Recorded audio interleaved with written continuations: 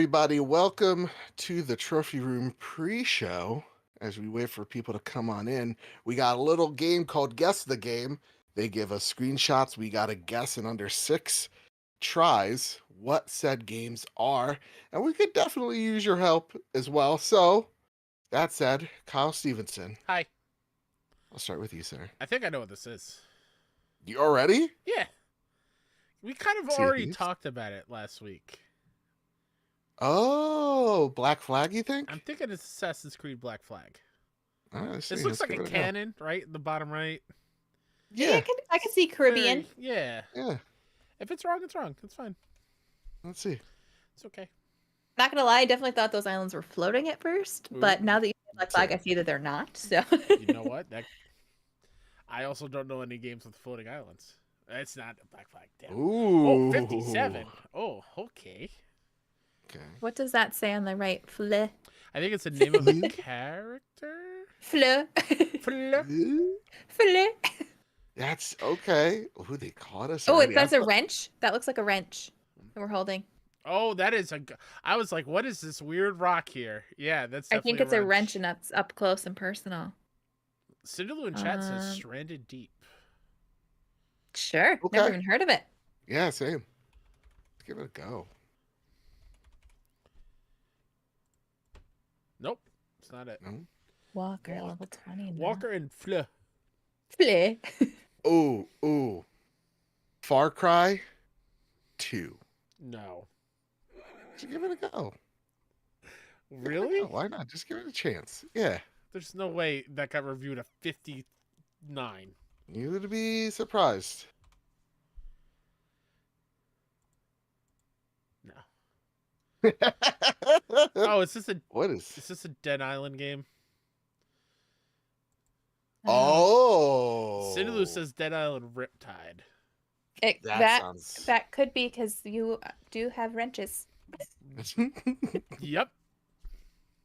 That's for sure. 'Cause Hey, you got a there wrench. it is. Hey. Hey, look at us. There's the wrench. Is that You Flo? said it could be done. It's Fleur. That's Flo. Nice. Good job, Cinderloo. What's up, everybody in chat? Joe, have we tweeted out that we're live? I am doing it Or right skeeted, or whatever we're calling it now. Okay. Did you mean to choose this one? Maybe you meant to choose a different one.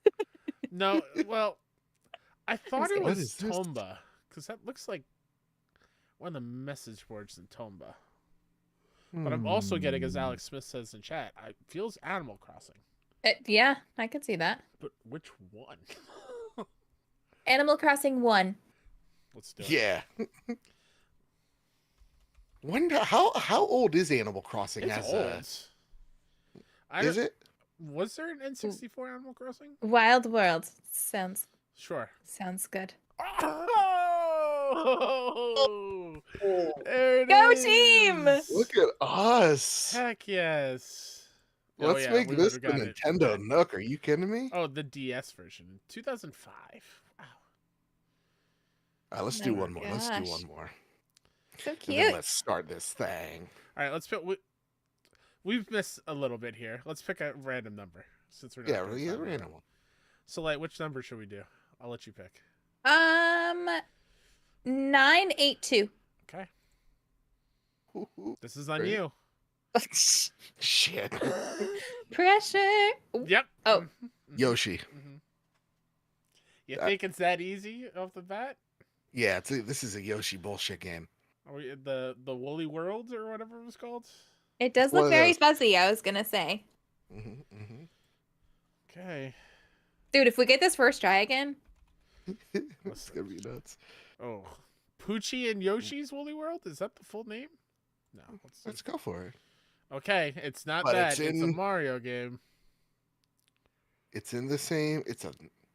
Is it your favorite Mario game, 93. Joe?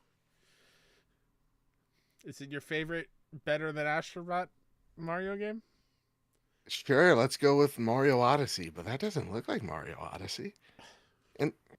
Or is it 3D World? Let's do 3D World, because honestly, that is the better Mario game.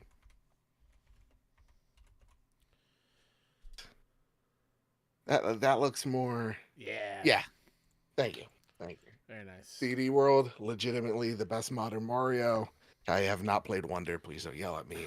I'm not that much of a dork yet. Can I have a confession where you don't judge?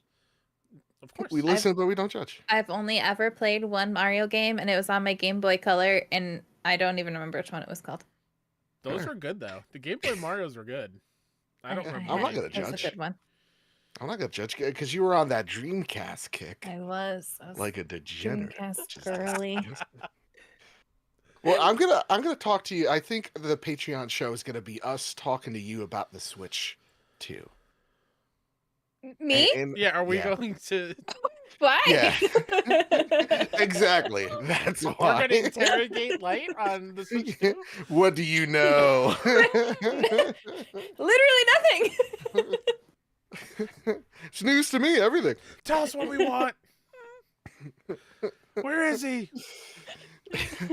Ooh, the plumber. You know, Do you know the Muffin Man? the one that lives on Drury Lane. God, what a film. I thought you were going to say Are what you a ready? banger of a nursery rhyme. That's what I thought you were going to say. No, it's got that Shrek. That's right. Yeah, The Muffin Man? Shrek sucks. What? Wait, what? I was waiting for the reaction. No, of course not. I Okay. was gonna say we listen and we do judge with that Yeah. one. The later Shreks aren't great. Mm-mm. I used to have the dance at the end of the first Shrek. Do you know what I'm talking about? I would do that around my house and sing the song on repeat. I was because my best friend has given me so much PTSD. I thought you were gonna say I have such a crush on Shrek. No. No.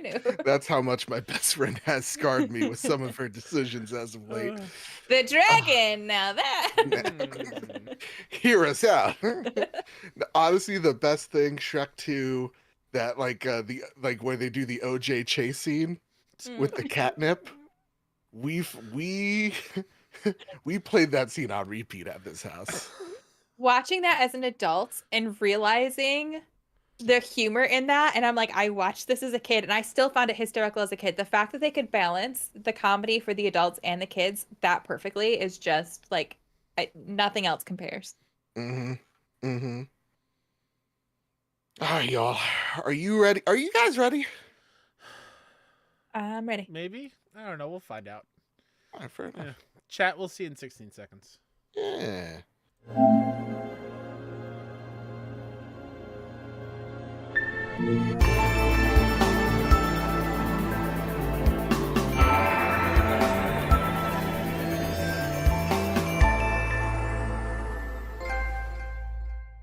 Oh, wait, no longer greatness has arrived. Welcome to episode 413 of The Trophy Room, a PlayStation podcast made by the players for the players. I'm your host, Joseph, aka Mr. Badbit, and it is here where we chat about the latest and greatest in all things PlayStation each and every week. Speaking of, this week, we are going to be talking about the major CEO shakeup over at SIE, the PlayStation Live service plans that are in total disarray, God of War's new Pantheon may have just leaked, and BioWare's fate may be tied to the next Mass Effect, and also our Assassin's Creed Shadow preview. So go check that out as well. With all that said, with all that out of the way, the greatest co-host, whoever is, whoever will be, Mr. Kyle Stevenson. How are you, sir? Can you believe it's been a week since we've seen each other? No. It seems like longer, right? It feels like a month. year. Yeah, exactly. It's wild. Were we that tired from last week? Well, I remember us hopping on recording last week, and we were like, Light just got home from the train ride. like 2 hours before. I got maybe 4 or 5 hours of sleep before I had to work all day. It was wild. It really was. Last week, man, we were on fumes, but we really hope you enjoyed the Platties this year, because I think we did a bang up job. That said, the lightweight herself, Teegan, how are you doing, miss? Hello, I'm surviving. We are in survival mode in the lightweight household. Let me tell you, the newest infectious disease. Yeah, what's rocked lightweight the house? Also, probably the worst name for a disease. The worst. Do you know what it is, Joe? Do you remember what I Life said? saw on X. Stop it. Okay, fair enough. Um, foot and mouth disease has rocked the lightweight household. Yeah. What's this going on? Hand, foot, and mouth disease. Whoop-boo! Yeah, so we have not had a single week in January where one of us has not been violently ill. And daycare has been great, let me tell you. Don't start your child in daycare in January. Literally the worst decision you could make. But, hindsight is 2020. Yeah, so baby Light is got hand, foot, and mouth disease. And Saturday, just, violently vomiting all over the Oh place. my And God. night terrors every night, screaming that her mouth hurts.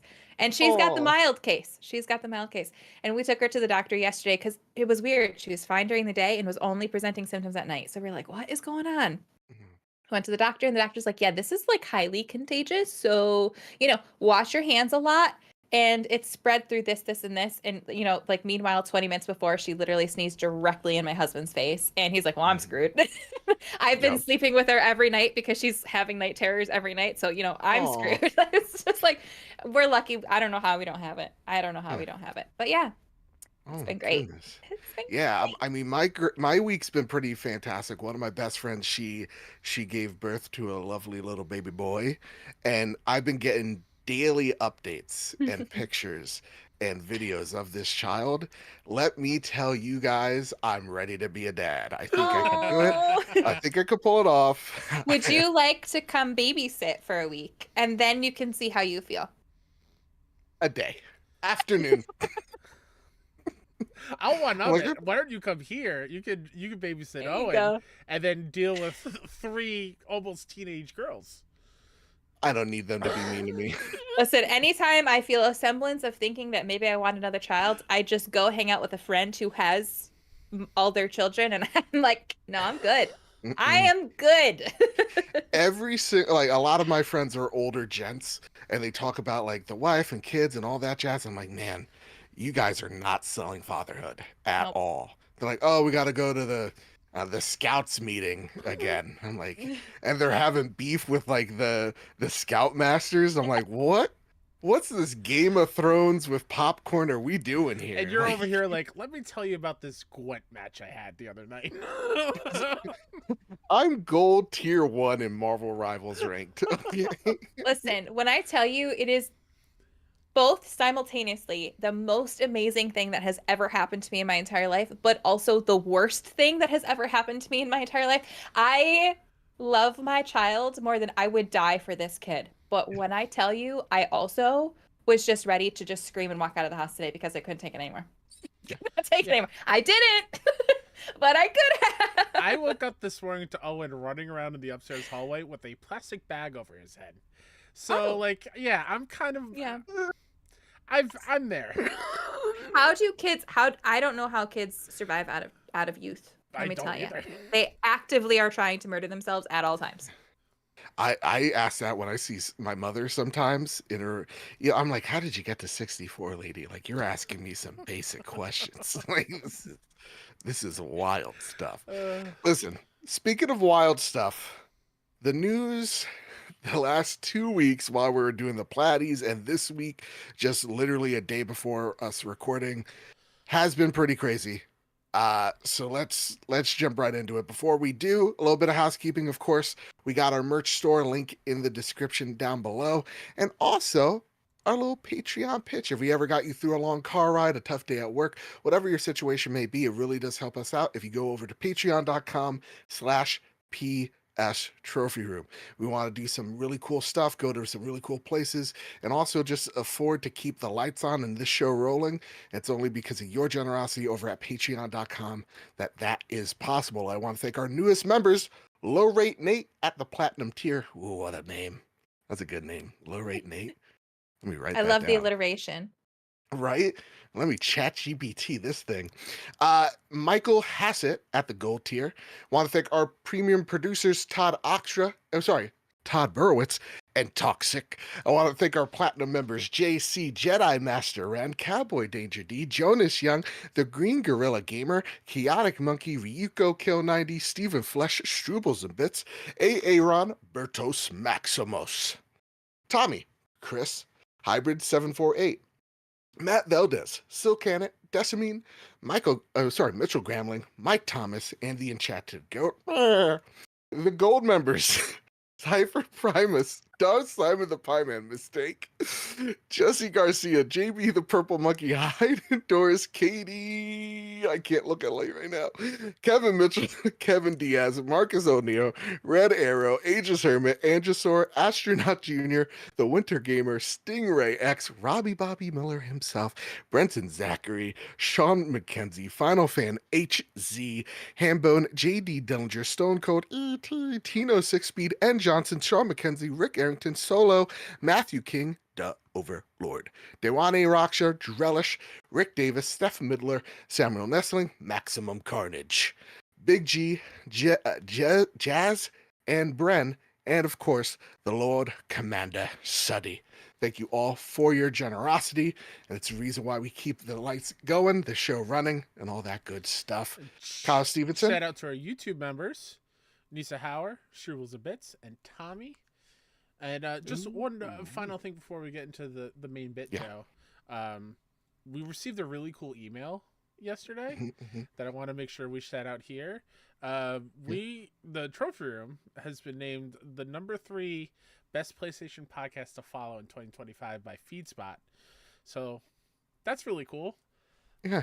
We're right behind the official PlayStation blogcast. So that's really freaking cool. Kind of a big deal, guys. Kind of a big deal. Also, review-wise, we're catching up to them, so let's keep that momentum going.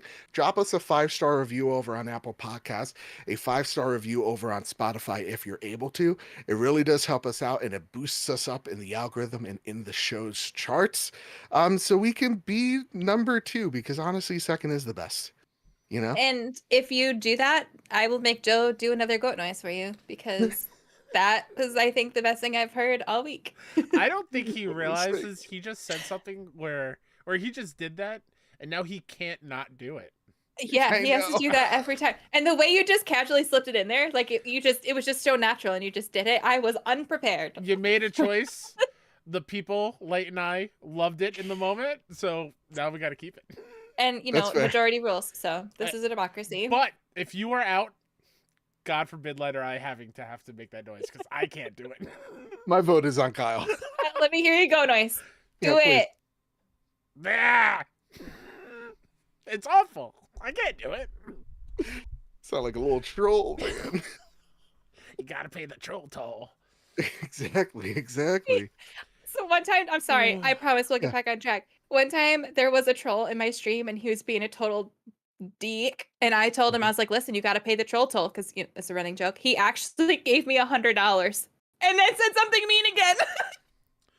I was like, listen, you can be as mean as you want, keep giving me $100. I would gladly stream if trolls had to pay to make fun of me.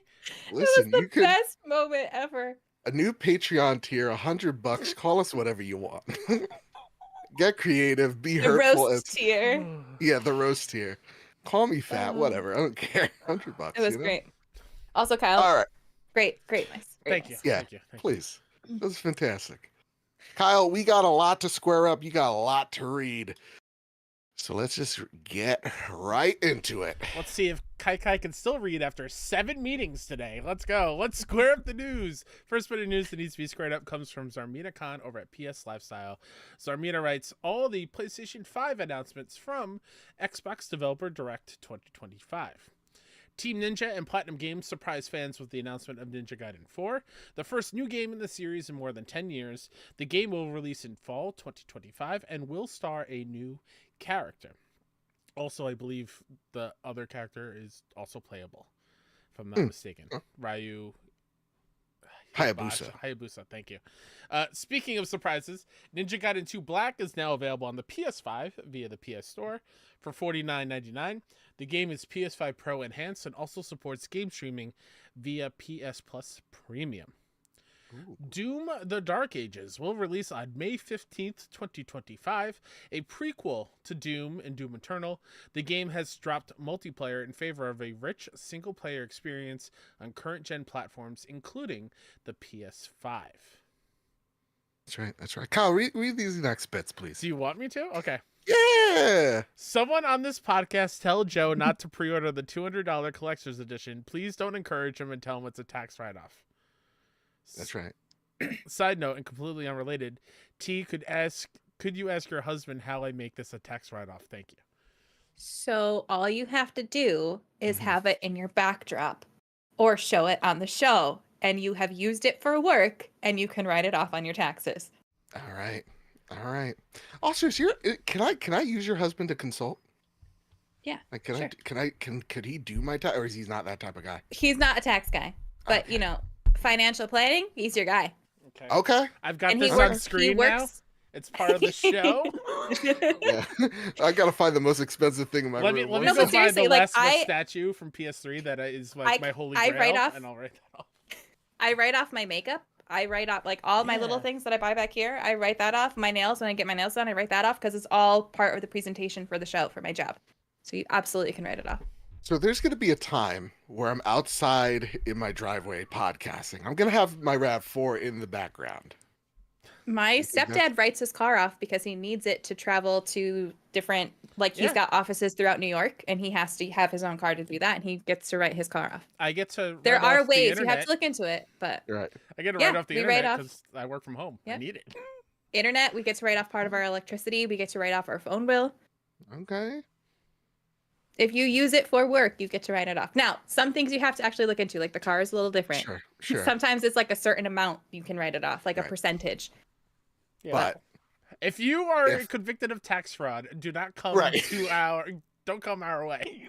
All right. yeah, don't. Jo- First off, Jonathan- don't abuse this This is podcast. not- Tax advice, we are not accountants. That's right. I literally failed math class.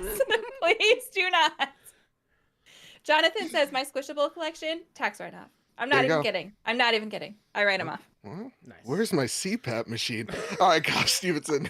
Last but not leastly, what else was shown? And then upcoming role-playing game Claire Obscure Expedition 33 will release on April 24th, 2025. It's a turn-based RPG for current-gen platforms that's inspired by series like Final Fantasy and Persona. According to the game's PlayStation Store page, Claire Obscure Expedition 33 will be enhanced for the PS5 Pro. Ooh wee. Also, AC And Shadows got a new story trailer. Ooh, I did not watch that one because I'm already on But that wasn't I'm already part in. of the Xbox show, right? That was the same day, I think. same day. The day though, yeah. before? Yeah, something something like like that. So, gang, I turn this over to T first. Let me tee this off to you. Fuck me, I hate myself. What was the thing that struck your fancy the most? What was your most like your game of show here at the Direct? I was most intrigued by Expedition 33. Again, nervous about the turn-based combat because besides Baldur's Gate, I've never done turn-based, so it's still very new for me and Same. a little outside my comfort zone. And by a little, I mean a lot. But I thought the art style looked really cool when they did the deep dive with the one game artist and how he was designing certain things. Like, I thought that was fascinating. I thought some of the character designs for like the enemy types and stuff, and the one guy that collects feet or whatever, I forget what he was called. He when you kill people with him, you can collect their feet, and then he can turn into like a different creature based off the feet he collects. I thought you were talking about the real life artist. I'm like, Oh, wait a second. no, the real life artist does not collect feet. The character in the game. Woo! I was about to Don't get call him and their Mark Cerny government in and a be like, room. listen, there's a serial killer on the loose. I think I got him. So I thought that one looked really cool. I've never played Doom before, but that also seemed pretty cool. Yeah. Absolutely. Kyle Stevenson, what about you? What was your game of show here? Man. Is it weird for me to say the one that's not confirmed for PlayStation yet? Go for it. Wing it. South of Midnight, I think looks rad as hell. Oh my So God, cool. yes. It's gorgeous looking. I love the style. I love the big bosses that they showed off in there. But as far as like coming to PlayStation, Claire Obscure. I'm a huge RPG fan, so for sure. I'm a little nervous about Doom, and hear me out. Okay. I'm Okay. so used to the fast, twitchy action that they made it a specific point that they slowed it down a little bit because you're more of a tank in this one, which is like I'm Yeah. okay with it, but there was just something there. I was like, I need to adjust still a little bit. Mhm. I have no doubt it's going to be excellent. Yeah. So I have another hear me out. Okay. Also, Doom the Dark Ages, which was my game of show here. I love Doom 2016, loved Eternal, and they're both very different style of Doom. And I get it; they want to do something, different as well, keep testing themselves. But it being open sandbox, like I understand, like taking out the multiplayer because that was never modern Doom. That was never it for 2016 and Eternal. People don't like that asymmetric one anyway, where somebody's the bad guy, yes, the enemy. Yeah, it wasn't great. So I like how they ditched multiplayer this time around, but it's that open sandbox. Like I do love the twitchy nature of just running and gunning through these linear levels where having it open world and wider, I'm a little concerned about that because, you could definitely see them testing the idea with Eternal. But even then, like the best levels were the ones where it's like, here's a corridor full of dudes, here's an arena full of demons, go and unleash literal hell. And that's awesome. The other thing that gets me a little nervous about Doom the Dark Ages is them doing the demon dragon flying, or cyber dragon, with whatever they're calling it, and the big Atlan, which is the mech fighting. Mhm. That also seems slower, especially the Atlan fights, where it's like I feel like I need the controller in my hand, playing it to feel it, and to feel its speed. Yes, Kyle Stevenson. You know who you sound like? Oh no. You What's sound that? like I did before Final Fantasy 16 Fair? with the kaiju fights, the summon fights. I was like, Yeah. I don't know how I feel like I would love that. Mm-hmm. And then I played it in the moment. It was like, this is the most hype thing I've played.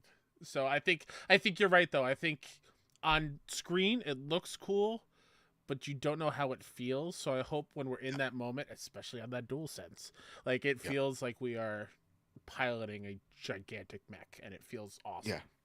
Because like the parrying and dodge system, or really the parry system that's introduced with this game, kind of gives me the Metal Hellsinger vibes that got me a little bit more optimistic of what I was seeing. But it being like a sandbox, I'm like, not everything needs to be a goddamn open world, especially not Doom. And that was the thing that was that was a bit of this is gonna either make the series or kind of break it for me. But either way, God, I love Doom, and this collector's edition, I like it a whole lot. So I don't know if I misheard, but I thought it sounded like it was open, like there's the open world area that you could explore, but then they also said, but then go through the gates. And that almost sounded like the levels are more linear. So it kind of sounded like there Right. was a mix of both. So it could be like you don't have to necessarily go do this exploration side stuff, but like you can if you want to. Yeah. But then also the main levels are still linear. I don't know. I thought I heard them say that. I could have totally, honestly, I was working while I was listening, so it's possible I totally misheard. But Yeah. it sounded like they said something like, and when you're done exploring, go back to the gates and you can do this. Yeah.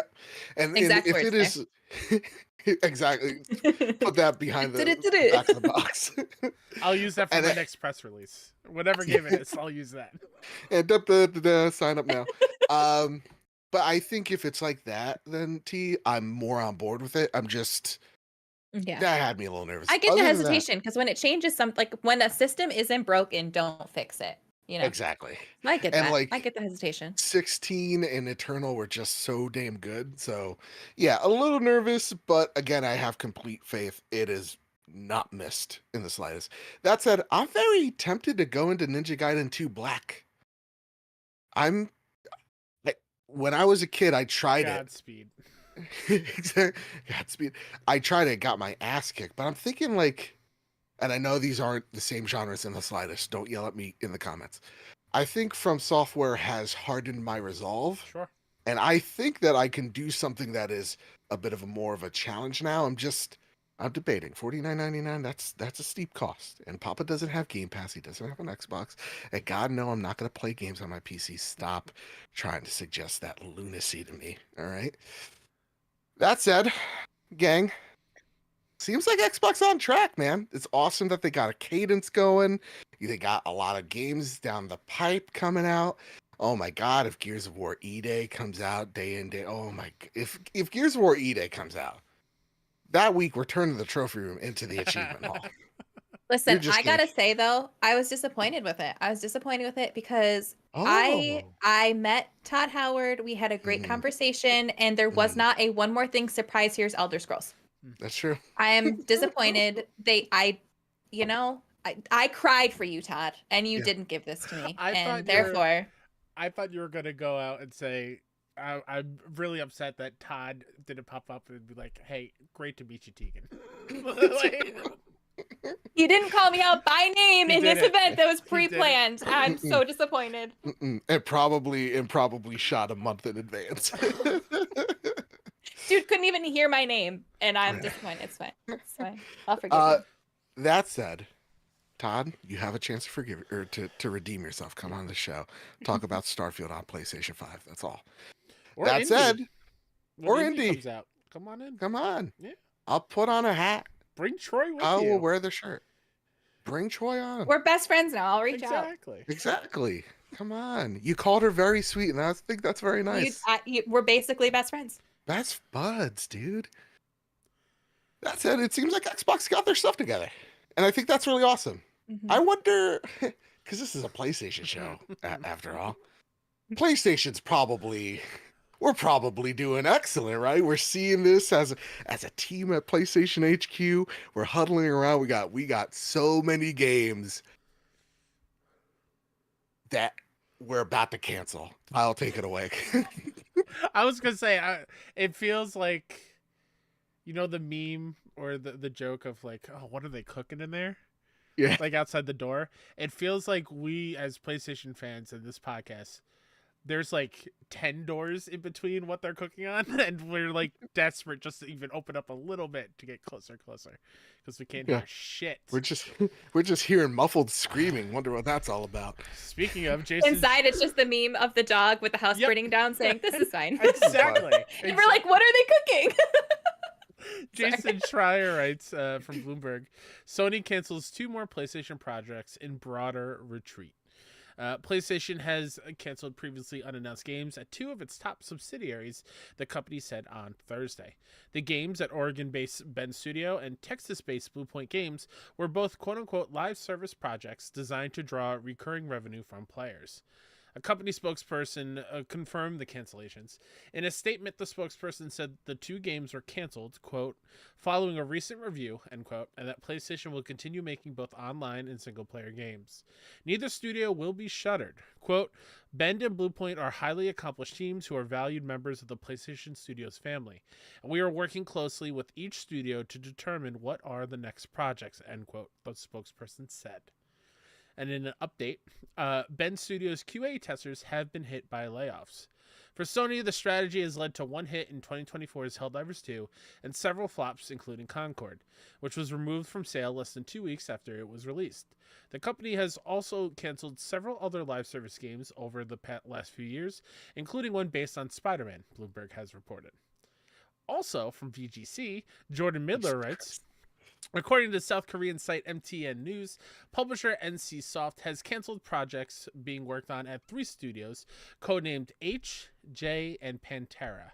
Although the story doesn't give any further information on the projects, it's been reported for some time that Project H was the codename for an MMORPG based on Sony's Horizon franchise. Now, according to the report, it seems Project H has ceased development, with developers previously tied to the project leaving NC Soft. It's reported that developers who didn't leave following the cancellation have been moved to different projects across the company. The company signed a strategic global business partnership with Sony Interactive Entertainment in 2023, following reports that Sony and NC Soft had struck a deal to create an MMORPG based on Sony's franchise. Oh, thank you for the read. First, our thoughts go out to everyone affected. We got listeners of the show over at Bend, and I want to make sure that they know that we love them. And honestly, our DMs are open if you need anything, not show related or anything, just words of encouragement and love. Yeah, this is just brutal for those teams because these are before we talk about like why a God of War live service games, these are games that were being worked on. We don't know what shape they were in, but they were canceled from what it looks like from Jason's reporting and others. Concord scared the shit out of Sony. And this is a signal of them pulling back on their live service ambitions of the Jim Ryan era. That said, here are the list of PlayStation Live Service games so far and what we know, and which have released and what has not released. Destruction All-Stars by Lucid, released, failed. Gran Turismo 7, Polyphony Digital, it has released. We don't know the status of if it was a success or not. Helldivers 2, Arrowhead Game Studios, a massive success, maybe even an ego boost for Sony. Helldivers 2, again, remember, is Sony's fastest selling first party game ever. Then, immediately afterwards, we have Concord, Firewalk. It's taken offline in 2 weeks. Studio shut down a month later. Fair Games, which is TBD from Haven Studios. The Horizon multiplayer game that's separate from the MMO, TBD. Marathon by Bungie, TBD. The Horizon MMO canceled. Medium Molecule, that was not a live service game. The Gummy Bears project from Bungie, which is supposedly some type of like arena type game, like akin to like a Super Smash Brothers. Jason Brundle's LA Studio, which is unannounced. And then here's where the bloodbath begins. Last of Us Online, canceled. Twisted Metal, canceled. Spider-Man, The Great Web, Insomniac Games, canceled. London Studio live service game, canceled. God of War live service game, Bluepoint, canceled. Ben Studio live service game, canceled. This is brutal. Nave over at Blue Sky writes, just like you can too, each and every Wednesday when we ask for your questions, either in the Discord or on socials, they write, what's your temperature check for the first party after the collapse of all this? How long will it be for the ship to correct itself, if at all? T, what's your temperature check, man? I think we might see a little bit of a phase that Xbox went through where it was quiet and people kept saying, where's Xbox? Where's Xbox? I think we could potentially see something like that at this point from PlayStation because they clearly had a path that they are diverging from now. And they're gonna, not that they weren't working on other things also, but it seems like they were putting a lot of effort into this path. And now I do think, like you said, Concord might have scared them a little bit, or seeing the numbers of games like that might have scared them a little bit. And now they're adjusting. So we might see some time. Is this like a sinking ship? No, I don't think so.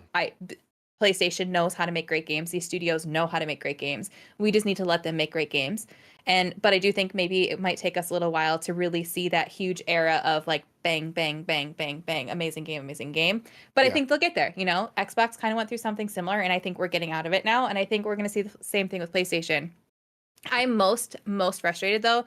Ben Studio, I loved Days Gone. I loved it so much. I was so disappointed when the news came out that there was a second one that wasn't going to be made or whatever.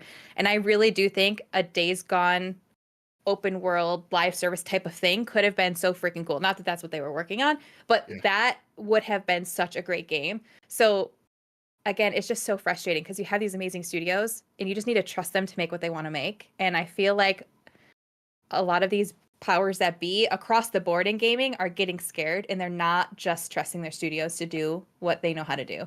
And it's it's heartbreaking. It really is. Man, you hit so many points. I think the last point you made was like hit hardest, where for me, it's like, we're getting to see the corporatization of video games, and it's starting to suck real bad. Like, we're seeing the boardroom decision of what's getting greenlit. And I think that is the thing that is what makes AAA games, at least in this day and age, and feel a bit more sterile. Like we're not taking the risks that they used to take, because if you take that risk, your studio literally might go under. We're going to talk about Dragon Age in a bit. Like those are huge risks, even if it's a tone shift of a series. Mhm. Like we were just talking about Doom, right? Like I'm skeptical because of one of a massive change to me that could rock an entire studio, Mhm. you know.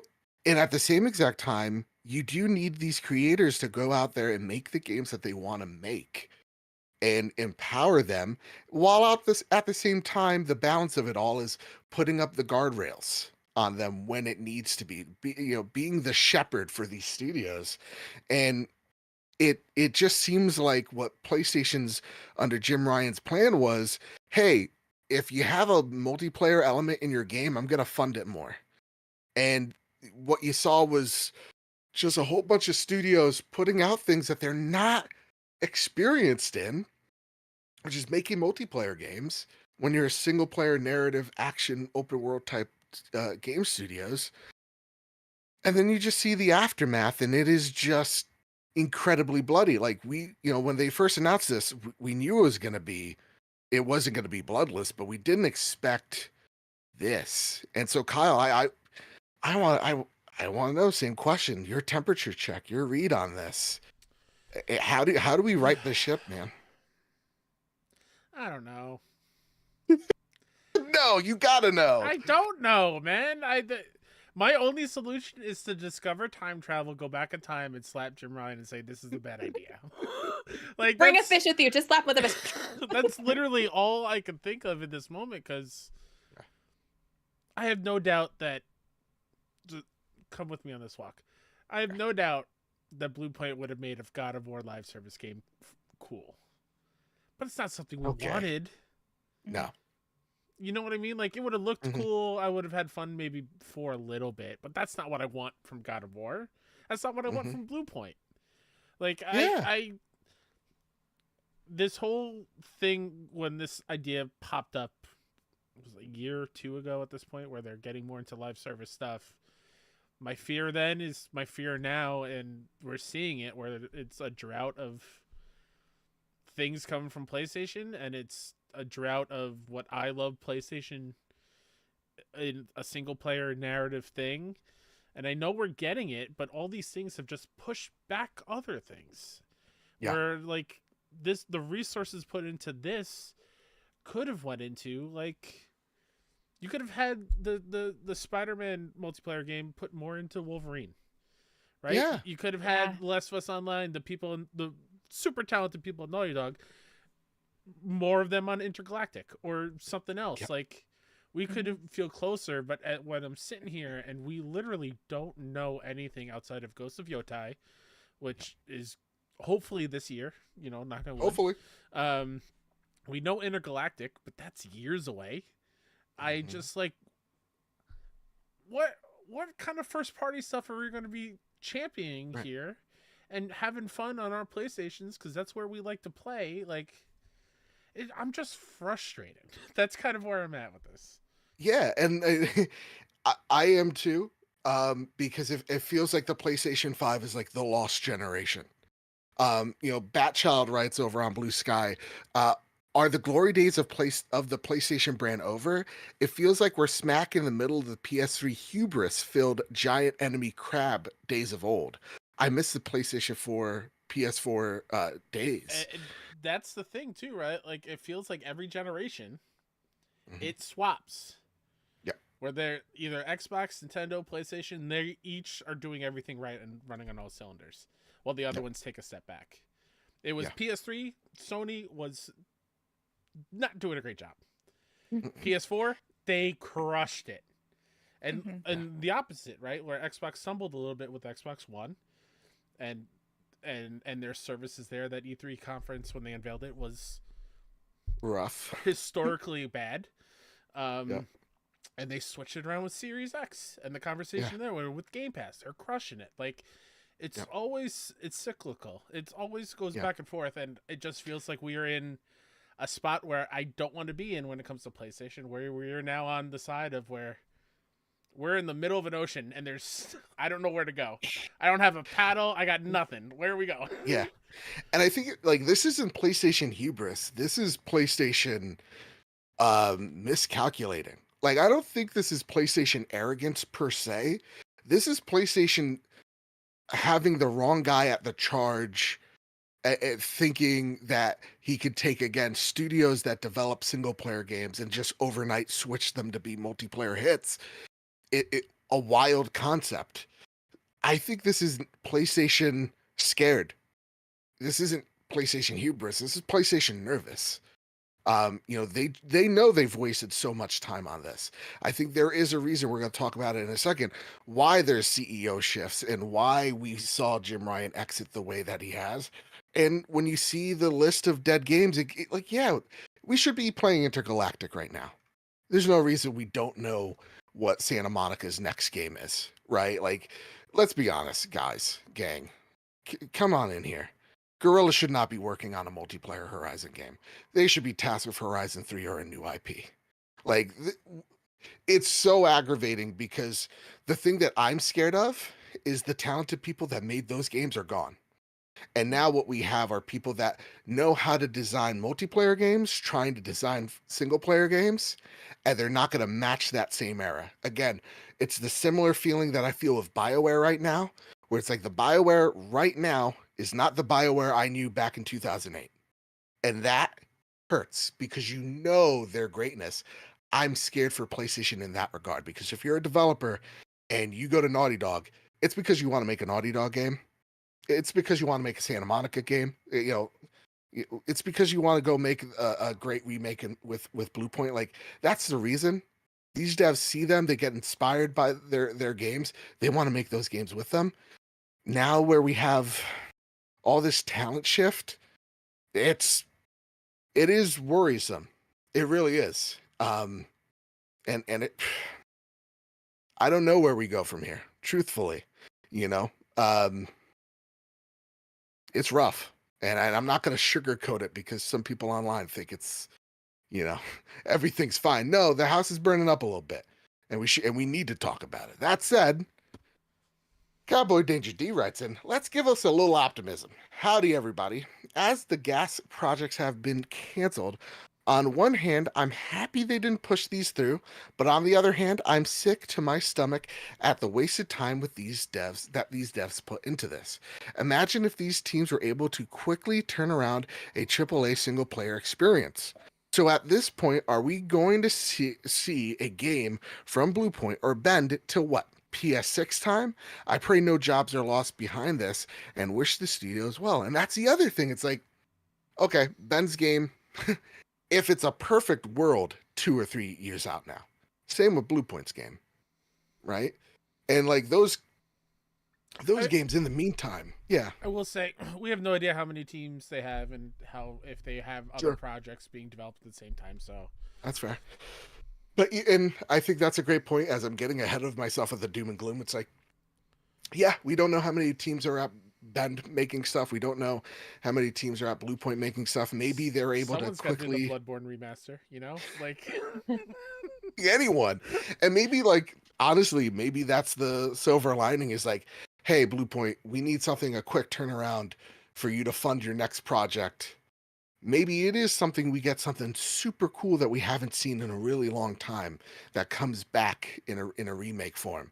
But man, it's just a bummer to think that, yeah, Ben's next game, and now you're assuming that there's a lot of stakes on this, is super far out. It's just, I don't know, man. It pisses me off. That said, Ghetto Berry writes in, hey, Trophy Room Trio. Just really quickly. Yes. I want to add 2 really, really great things in chat. So Ken, it says, they could have the world working on these other teams. They still wasted the time of the other devs working on the multiplayer stuff. Yeah. And then also Alex makes a great point and a great question that fits in here. How much do you think the revenue surge that happened during the pandemic affected these expectations, where we were all sitting at home, couldn't leave the house, and what did we do for fun is we bought skins in Fortnite, and we we played games at a higher rate because there was nothing else to do, and we were spending money on things just to make us feel happy in a world that was awful. Like, Mhm. Yep. I definitely feel like that's probably a good shout of, we saw how much Yeah. money was made during that time because that's all we really had, and thinking we could keep that up. And I think that again, it goes with, it's an easy scapegoat, but like corporate greed, right? It's like, oh yeah, no, we could keep these expectations up. And look, I think, what is it, 2020, 2021, $62 billion made in the gaming industry. It's dropped about 4 billion since, still making a buku bucks, right? And we're seeing all these layoffs. Man, they tell you it's needed, but it hurts to see these companies still put out record profits and all that stuff. It's wild. That's Uh, yeah, that's what it comes down for me. Is it feels like there's a lot of money mismanagement too. Like yep, they got used to the money that they made during COVID maybe, and now they like forgot how to manage it otherwise. And that's not just in gaming. That's in corporate America in general. And I feel like you keep hearing these stories where, oh yeah, this person got a huge pay raise and they can buy 50 Maseratis, but now we're also going to lay off these 100,000 people because we can't support them anymore. And it's like, where is this disconnect, and why can't we figure this out? And isn't there people whose job it is to balance the budget? Like, what is going on? What is yeah. going on? I mean, speaking of Maseratis, like look at the Bungie CEOs, like, talking about their car collection just a day before they're laying people off. It's like Yeah. the corporate buyouts of these companies, like Bungie, have not netted out anything for PlayStation, and it's nothing to do with the devs being, it's not laying on the devs, it's laying on the management and them Mhm, being mismanaged. mhm. That said, Ghetto Bear writes, "Hey, Trophy Room Trio. Hope you're all feeling fantastic. Joe, it's great to follow along with your fitness journey. Keep it up. Thank you. My knees keep popping every time I do a squat. It's concerning. Literally, yesterday, the girl that was doing like the Pilates right in front of me, she turned around because the knee pop was that loud. She like looked at me like I'm okay. I'm like, no, I'm old. Since Bend and Bluepoint have had their gas games canceled, what would you like to see them do next? Granted, it'll be years, but maybe small projects. Would love for Bend to revisit Siphon Filter series, maybe. Uh, and what would Bluepoint remaster slash remake next? And while we're at it, what are other studios with nothing in the pipeline, known that is, would you like to see next? I think Team Asobi would make a brilliant Ape Escape game, especially bring back to the table the fantastic single player IPs Sony has in its books. So yeah, what does Bend Studio do after this? Man, it's really hard to say. Um, truly, I maybe they go after Siphon Filter. Maybe they go out there and make another one, but truthfully, Kyle, I go to you. What do you think's next for these guys? Man, I don't know. I'm with Light. Like, I love Days Gone. Days Gone's Mhm. awesome. It's a bummer they didn't get a chance to write what people pointed out, and rightfully so. There were some things that were not great with it, Sure. from like a technical standpoint, that they could have righted in an eventual sequel or whatever the next game is.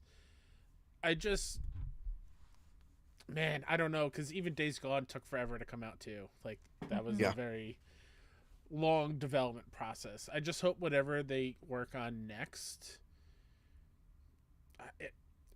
it's weird to say like a surefire thing, but they almost need something that is going to be out, you know? Like Yeah. something they know is going to make it out there. So maybe it's not a gigantic, huge open world game. Maybe it's a Yeah. smaller 10, 12, 15-hour experience, and that's it.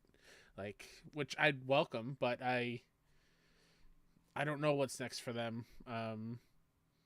As That's what far, makes it so uncertain and scary. yeah, and Because while they say these studios won't close, it's like doesn't mean that the studio's not gonna shrink. I also, and this is no shade to other studios who are support studios. I don't want Ben to be relegated to only supporting other people or Right. other games because they are talented enough to make their own stuff.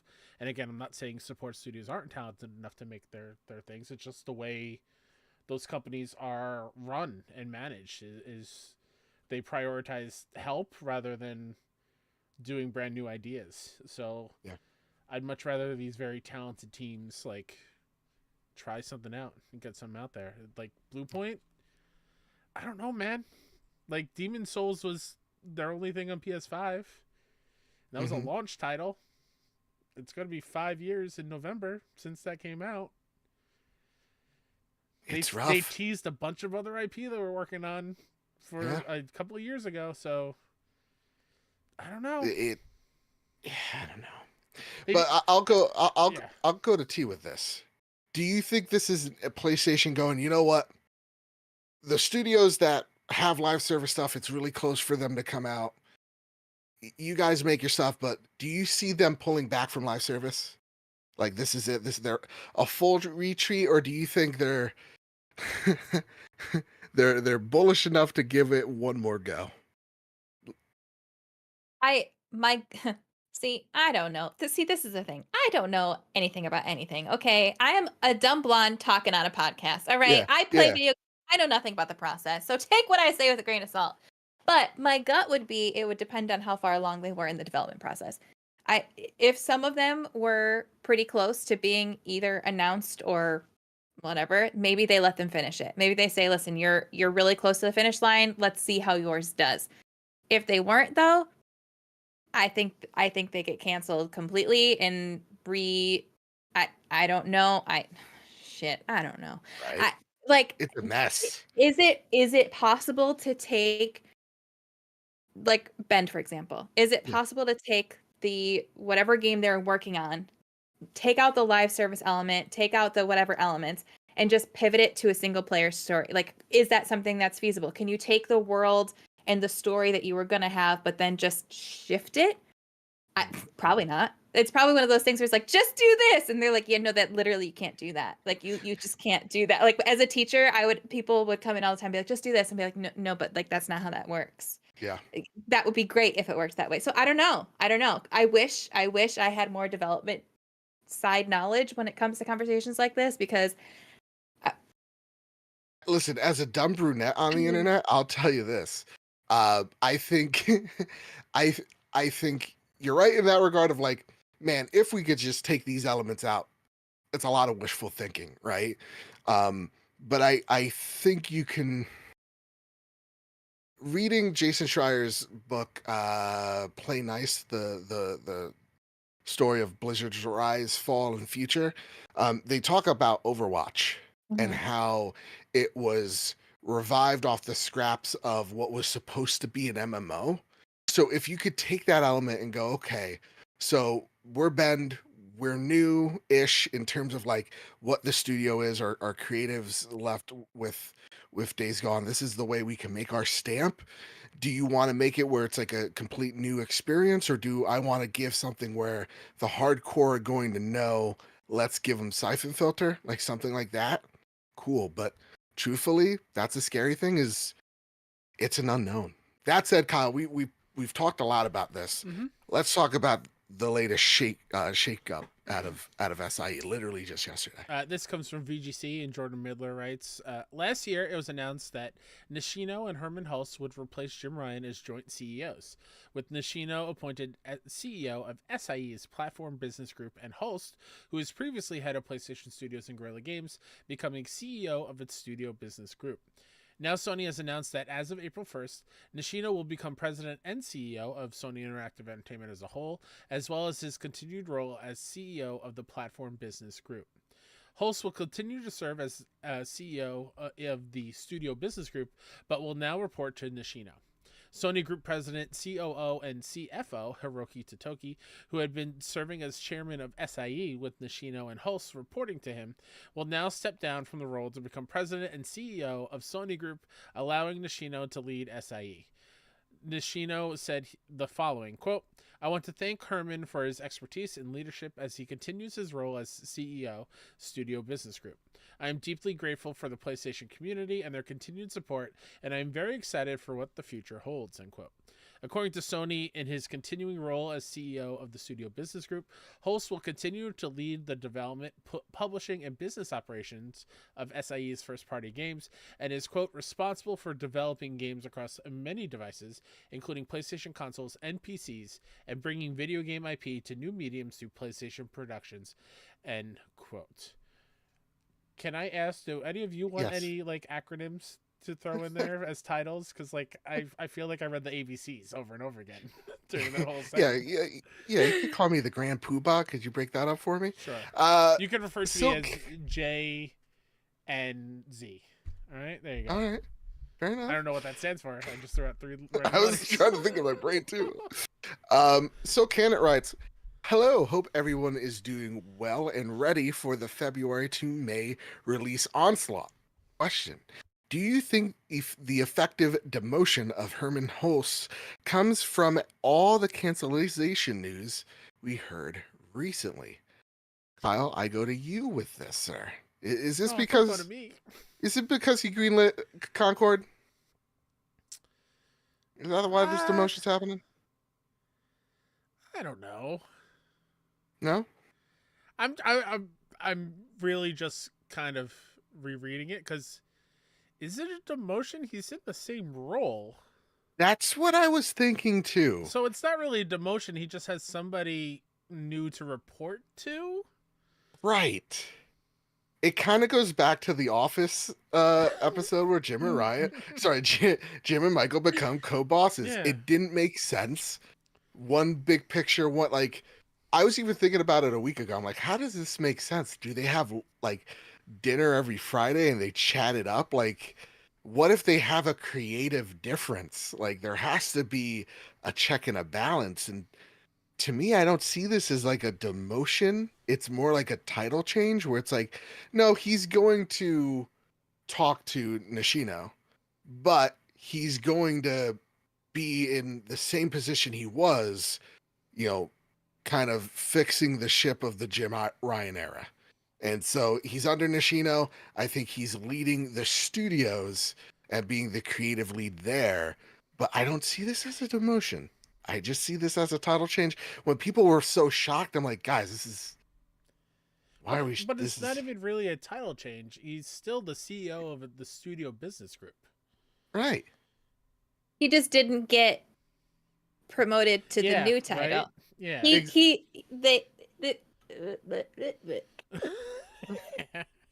Words.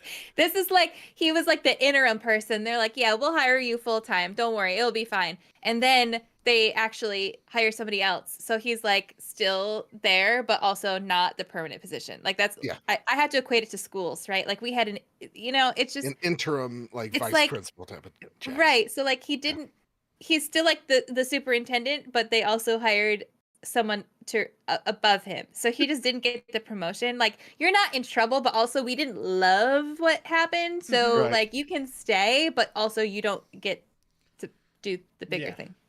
Yeah. What does this mean? I am confused. Like Nishino's like in charge of now Sony Interactive Entertainment as the whole company. So he is the superintendent. Yes, he's in charge of the whole school district. And Herman's the principal. Hermen is like a principal at a gigantic I would school even with all the first party one studios. of those giant Texas schools with the with the $1 million football fields. Yeah. Yeah. I would even equate it to Hiroki Totoki is the superintendent. He's CEO of Sony. I would say Nishino's the principal, and then we have Hermen as like the VP, where he's dealing with all the asshole kids. The principal's like, I'm gonna just make sure the administrative stuff is fine. You deal with all these old bastards. He's still the one that has to deal with all of the studios and talk to all the people and put out all the fires. And then the people above him get to be like, no, do this and point fingers. And this is where I think leads to this excellent question from BMG over on Twitter. We're not gonna call it the other thing, okay? We're not. Was Hermen Holst pushed out as co-CEO in favor of a CEO willing to go the Xbox route of multi-platform? Now, I would say this. I've seen a lot of people questioning if PlayStation's still serious about PC. And I put this question because I do want a TED talk about this. People, I want us to really think hard about this for a second. Hiroki Totoki was the COO of Sony, right? Now the CEO. He is the operations officer. They put him in the CEO role because they want to fix their operations. And what did Hiroki Totoki say when he was the interim CEO of PlayStation last year? We need to fix our margins, and we need to fix the speed in which we get games from PlayStation over to PC. What did they also say in November? They also said that, hey, our push to PC has not negatively affected us on PlayStation. So this delusion that I've seen from people about PlayStation's not going PC because there's people that pirate the game are living in Delulu, and this man has come here to offer the Salulu. Okay? Games are coming to PC, guys. I was doing so good. Why did I do that? Games are coming to PC. Get a grip, grow up. You're 30 years old and you're throwing tantrums and making memes. Just settle down. It's happening. But I come to you, T, with this. Oh. The multi-platform approach. Yeah. I want to ask you, it's happening. It's happening. I don't think we're not going to get a game that's not a superhero or sport game on Xbox from PlayStation. Uh-huh. I want to know if you were in the shoes of Mr. Nishino, okay? You're wearing the Gucci shoes. Ooh, is there red velvet in the shoes? Who knows? Joe, are you okay? No, I'm going crazy. I think the goat noise at the beginning kind of rewired your whole brain. I think so. You're the CEO of Sony. You're the CEO of PlayStation. Okay. We get to make the call. A, do we keep bringing games to PC? Just say yes or no. Yay or nay. CEO of PlayStation, of Sony. Lightweight gaming. Yeah. Okay. When do these games go to PC? What's the time frame? 1 year. Okay. I've said it before. I'll say it again. I don't care who's going to disagree with me because you're wrong. Okay. Just kidding. Don't come at me. No, you're the CEO. You're the CEO. Okay. I'm the CEO. As the CEO, I say you're wrong. So here's the thing. If you have not purchased a PlayStation to buy a game within 1 year mark, you are not going to purchase a PlayStation to buy the game to play it. Yeah. However, if that game that you're interested in comes out a year later, you will buy it on the PC. So if they have not sold you to buy a PlayStation within a year of that game coming out, they are not going to make that sale to you. The only way they're going to make that sale to you is if they come to a platform that you are on. Clearly, they're not going to come to Xbox. That's fine. Why not go to PC? We have already heard it has not negatively impacted them, so why wouldn't they? Kyle Stevenson, Hi. Why wouldn't they? Why wouldn't they what? Are you trying to turn light and on each other? Yep. What? That's right. Make a little I'm chaos. already CEO, Kyle. What are you going to do? Well, I'm the CEO of the other company. So, oh, shoot. So when are we bringing games over? Why aren't we bringing them over? I mean, yeah, let's do that. Is that what you said? Because Light was why are we? And I'm against it? Let's go against it. Yeah. Because I'm a PlayStation fanboy, and the PlayStation games deserve to be played on a PlayStation 5. And because I don't like change. I don't like change. Change is bad. I want to watch Aloy on my TV with my DualSense in my hand, not on a keyboard and mouse. And notice I said watch and not play, because that's the type of person that I am. I wanted to have a pound of makeup on in the apocalypse. You can't make me go against what I actually agree with. I can't do that. Right. You're right. The only devil's advocate would be that they are going to lose sales on PlayStation, but they've already said they're not. Yeah. And it's already you're already seeing it in the math. It's like they're already putting their games out on PC and it's outselling the PS4 right now still, which is wild to me because, again, we're talking about the PS5 as like this lost generation where we're not seeing the games of the PS4 era, the cadence on PS5, but it's still selling really well. The games are out on other platforms. You can buy them somewhere else. I'm not saying that like exclusives aren't good. Exclusives are good. They are a good differentiator of what is different between your ecosystem and the other ecosystems. But you also have a margins problem. You also have a ceiling problem where if your game's really, really good, it sells around 10 million units, which is great. Like, let's take a look at like Spider-Man, 13 million units in 3 months. Resident Evil 4 Remake, the fastest selling Resident Evil game that Capcom has ever made on 5 different platforms, 9 million units. Spider-Man, 13 million, 3 months, 1 until in a few days it's going to be 2.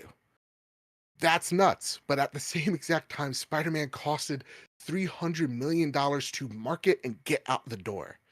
So PlayStation has a problem with that investment. Right. So it's like you do have this problem. And I think the thing that people are forgetting, and I don't know if it's cognitive or not, is like these live service games were supposed to be the solution to keep making the Spider-Man grandiose games. Now that those games are not it, they're not the thing, they're not happening, where does that money come from? It has to come from somewhere. And these Twitter CEOs have no idea what the hell they're talking about. When they're like, it's over, everything's back to the money has to come from somewhere. They, I again shout out to Jason Schreier one more time. He quoted an executive that says, "Why give a developer $1 when they're only going to give me $1.10 return? Yeah, you made me profit, but you didn't make me enough." And that's the problem that PlayStation's running into. They're making a ton of money, but they are also spending a ton to make it. And they need to have those margins better for their bottom line. It does not matter about what we think. It comes down to what the CEO thinks. And the CEO thinks that they need to improve those margins. They need to improve the time it takes for PS games to PC games. It doesn't matter if I love exclusives. Doesn't. My feeling, they don't give a like they're gonna do it.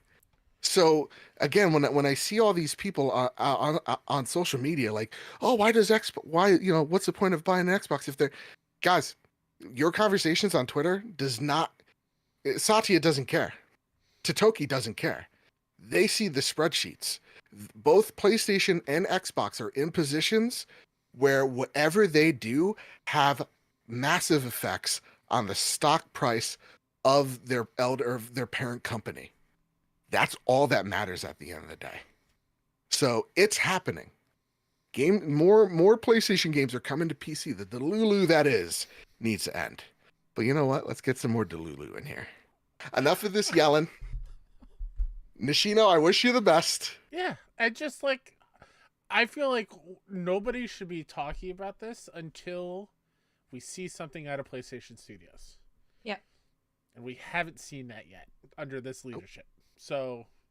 Also, serious question for you. Yeah, go for it. Because a lot of people make the argument, like, why would, on the PlayStation side, why would I buy a PlayStation if I know it's going to come to PC in a year? Okay. Mm-hmm.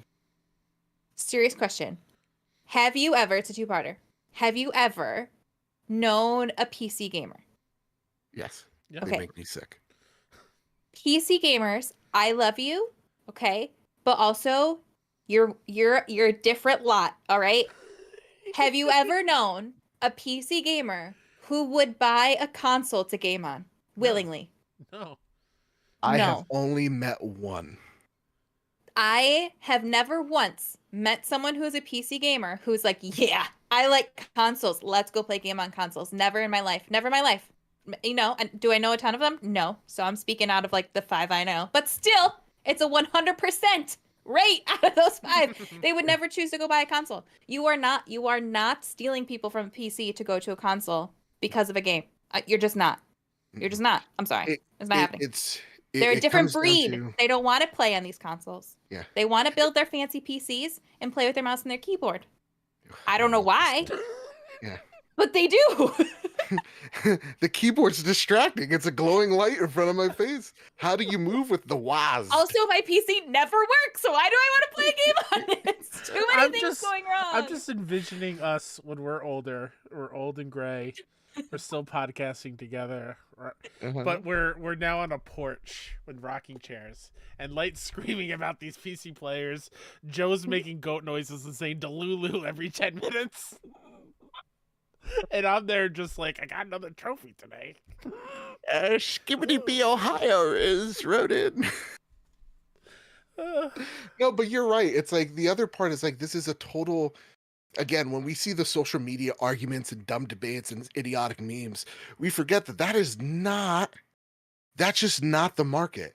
And people that play on PlayStation for their reasons, but it's mostly for the comfortability of sitting on my couch with the controller in my hand playing said game, right? It's the ease of use. If you're a PC gamer, it's probably because you like the low barrier to entry and or you want to customize your rig to meet the demands that you want that game to meet, right? You want that total customizable mod-like experience that you don't get on a console. And I think in the console space, I think exclusives matter a lot more because there's not a whole lot of difference between the ease of use of these things. And so what do you have to set them apart? You got the Master Chief, you got Mario, you got Nathan Drake. But on PC, it's just a different beast. It's a different animal that we console users don't understand because we're just not accustomed to it. And likewise to them. I bet they're like, what? Aim assist, controller, analog stick? What are you guys, stupid? It's like, yes. Actually, you're right.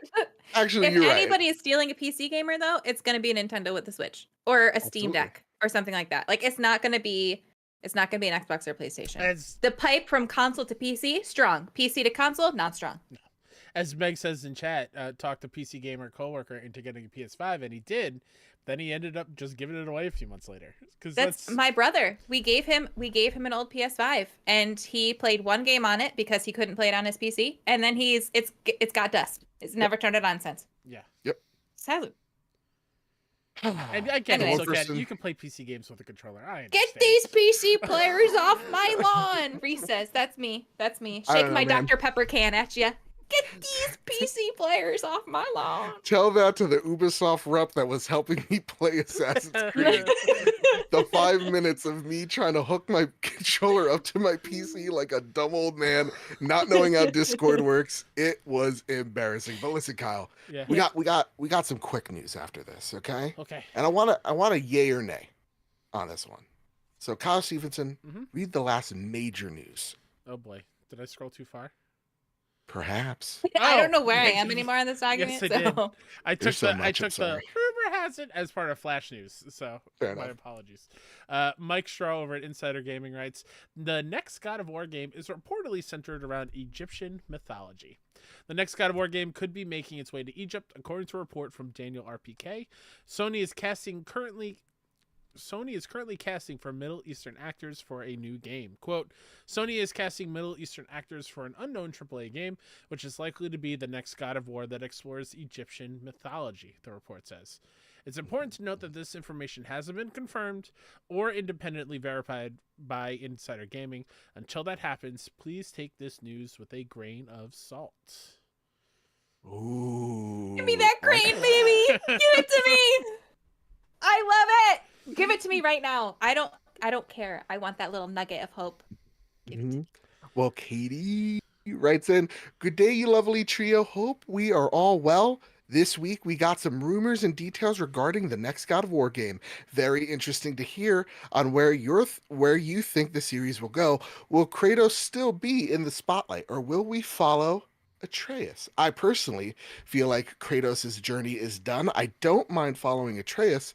I have heard some skepticism, though, as he wouldn't be able to hold the whole game on his own. So maybe we should get a similar spin-off like title like Miles Morales. What are your thoughts? As always, much love to you guys. I'm gonna go with UT because you seem very excited. Let's get the hope and optimism back in here, man. Listen, I love Egypt. It's on my bucket list. I love it. I love it. I love it. I would love this. Give it to me.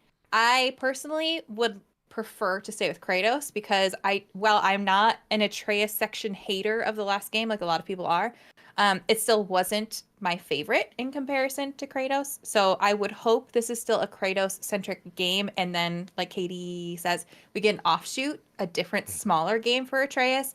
Because as much as I enjoyed Atreus' sections, it's still not Kratos. It's not the same feel. It's not the same. I am a powerful god. I will squash you with my fist. It's not the same. So I would hope we would stay as Kratos. I don't think I would be rioting if we followed Atreus and it was an Atreus fully game, but that's not God of War to me. I Okay. say, having only played these past 2 God of War games. Fair, same. I would prefer this to still be a Kratos story. Give me a separate little Atreus one if you want to. Like, if you don't want to have him in this game anymore, that's fine. Also, if we're looking for, things people could do, remake the original God of War games so I can actually play them. Yes. I'm just saying. But also 100% give me Egypt because, and Abu, can you please be in it? Yes. Yes. Please. I love you so much and you would just be perfect. And please. Please. Okay, the end. Kyle Stevenson? I don't want to rain on anyone's parade. Oh, come on, man. We just had an hour of raining on parades. I personally cannot see if it was Kratos. Okay. How's he in Egypt now? Like, what is pushing him forward to go outside of where the end of Ragnarok ended? Like, what's the driving force? I can't see it right now. The getting worshipped by the people that actually happens in Egypt.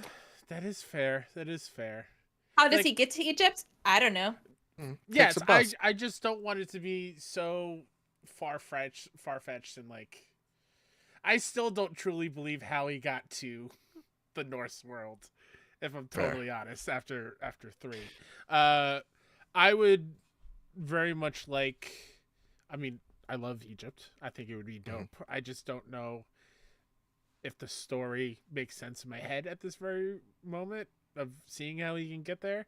I'd also be totally fine with just an Atreus game and just don't call it God of War. That's true too. Just have like a Atreus. This is now an Atreus franchise and maybe we get more Kratos in something else. Maybe Kratos is the spin-off game and Atreus is like the next main big thing. I think the story is, I think the arc of Kratos is over. I think how his story ends is it's beautiful. And I think that's where it ends. I think actually, T, for all the reasons why you say we shouldn't follow Atreus is the reason why we should follow Atreus. It makes a way more compelling story of like, I'm not my father. They think of me because of all these things because of my father's feats and not mine. I'm being casted down because of my father's actions and not my own. And like him becoming his own, for lack of better terms, God of War, him creating a little mischief in Egypt accidentally is in his nature after all. And I think that makes for something compelling. Now, they're very talented, and I think, will we have the Blades of Chaos? No, but I think they know the lack of puns, Herculean feat that they have in front of them of like, we need to give this guy an iconic weapon. We understood the feedback that we got from Ragnarok where you didn't like the bow. What do we do with this guy? That gives me that gets me excited. And also it's like, why are we in Egypt? And exploring how we're getting there is exciting. Also, go ahead. I want to see Atreus and Angrboda's relationship blossom more. Yeah. We got the start of that in Ragnarok. Yeah, but like we would still have like that buddy cop duo kind of thing in Journey, and I love their chemistry in Ragnarok together when they're on screen and those story beats. How does that evolve? Yeah, I want to see like, is she going with him and helping him on his new journey to kind of figure out who he is and his own self, find his place. Exactly. Like that story is super interesting to me, And possibly Kratos can get involved if it's like an Avengers, like Doctor Strange moment, like open up the circle and Kratos pops out or something like that. But Boy. Yeah. So I completely agree with you guys. I am a hypocrite. Okay. I'm one of those people that's like, studios need to know when the story is done and stop milking it for all it's worth, because that's when it goes downhill. But selfishly, since I only just got into God of War in 2018, I'm not ready for it to be done. However, I totally see what you're saying. If this is a separate game and it's just Atreus, I think that would be much better for me. I think the disconnect happens when I get to play as Kratos and then I have to play as Atreus. yes. If it's just an Atreus only game, I think it'd be much easier for me to understand. I do think the story makes more sense for it to be Atreus. He's looking for the giants, he's looking for the whatever. It would make sense for him to cross into different realms, different whatever, different mythologies, pantheons, that sort of thing. Story-wise, it absolutely makes sense. I just, selfishly, I'm not ready for Kratos' story to be done. It ended beautifully. It is a perfect little bow. It does not need to continue. I just want it to continue. I completely understand where you're feeling, and I love Kratos so very much. And we could sit here in 3 years when it does come out, and it is a Kratos focus, and I will eat my words similar to how I did with Last of Us Part 2, where I was like, Last of Us Part 1, perfect story in my eyes, did not need a sequel. That story was done. And then we got Part 2, and now I can't envision The Last of Us without both games together. So like if whatever they do next with this, if it does still involve Kratos, I hope to have that same feeling as I do now with Last of Us, where it's the 3 games are like complete. Was the original, was that a trilogy? The original games? The original it was the main line was 3, and then there was Ascension, which was kind of like one of those offshoot adventures, and then there was the PSP games as well. So I would love if it kind of followed that too. Like if they had from the beginning a trilogy for Kratos, and then, your offshoot adventure could be Atreus's. Yeah. But I trust him. I think they're going to make something amazing, and I just need to, put it in their hands. However, Jonathan in chat says my perfect story would be he teams up with Bayek to stop the Goa'uld. And if you understand all those references, we are best friends. And please come join me. I do not, but I'm going to agree. You know who Bayek is. I will educate you. Yeah. Oh, no, I know Bayek. Yeah, Bayek and Stargate. Stargate SG-1 with the Goa'ulds. Nice. The Goa'ulds, however you want to say it. I remember Stargate by the first DVD that came packed in. I never saw the original Stargate movie. I'm just a showgirl, but let me tell you. Is it Christopher Judge in Stargate? Am I making that up? Yes. Okay. Yes. Perfect. That's why it's the crossover sense. We need. Yeah. All right, gang. Now it's time for some flashes. Gotta go fast. We gotta talk about Assassin's Creed. We gotta get right behind us. We gotta. You have a rocking chair. We went so fast. We aged 30 years. I tripped Joe with my cane. I tried my hip. Someone help me up, god damn it. PSN.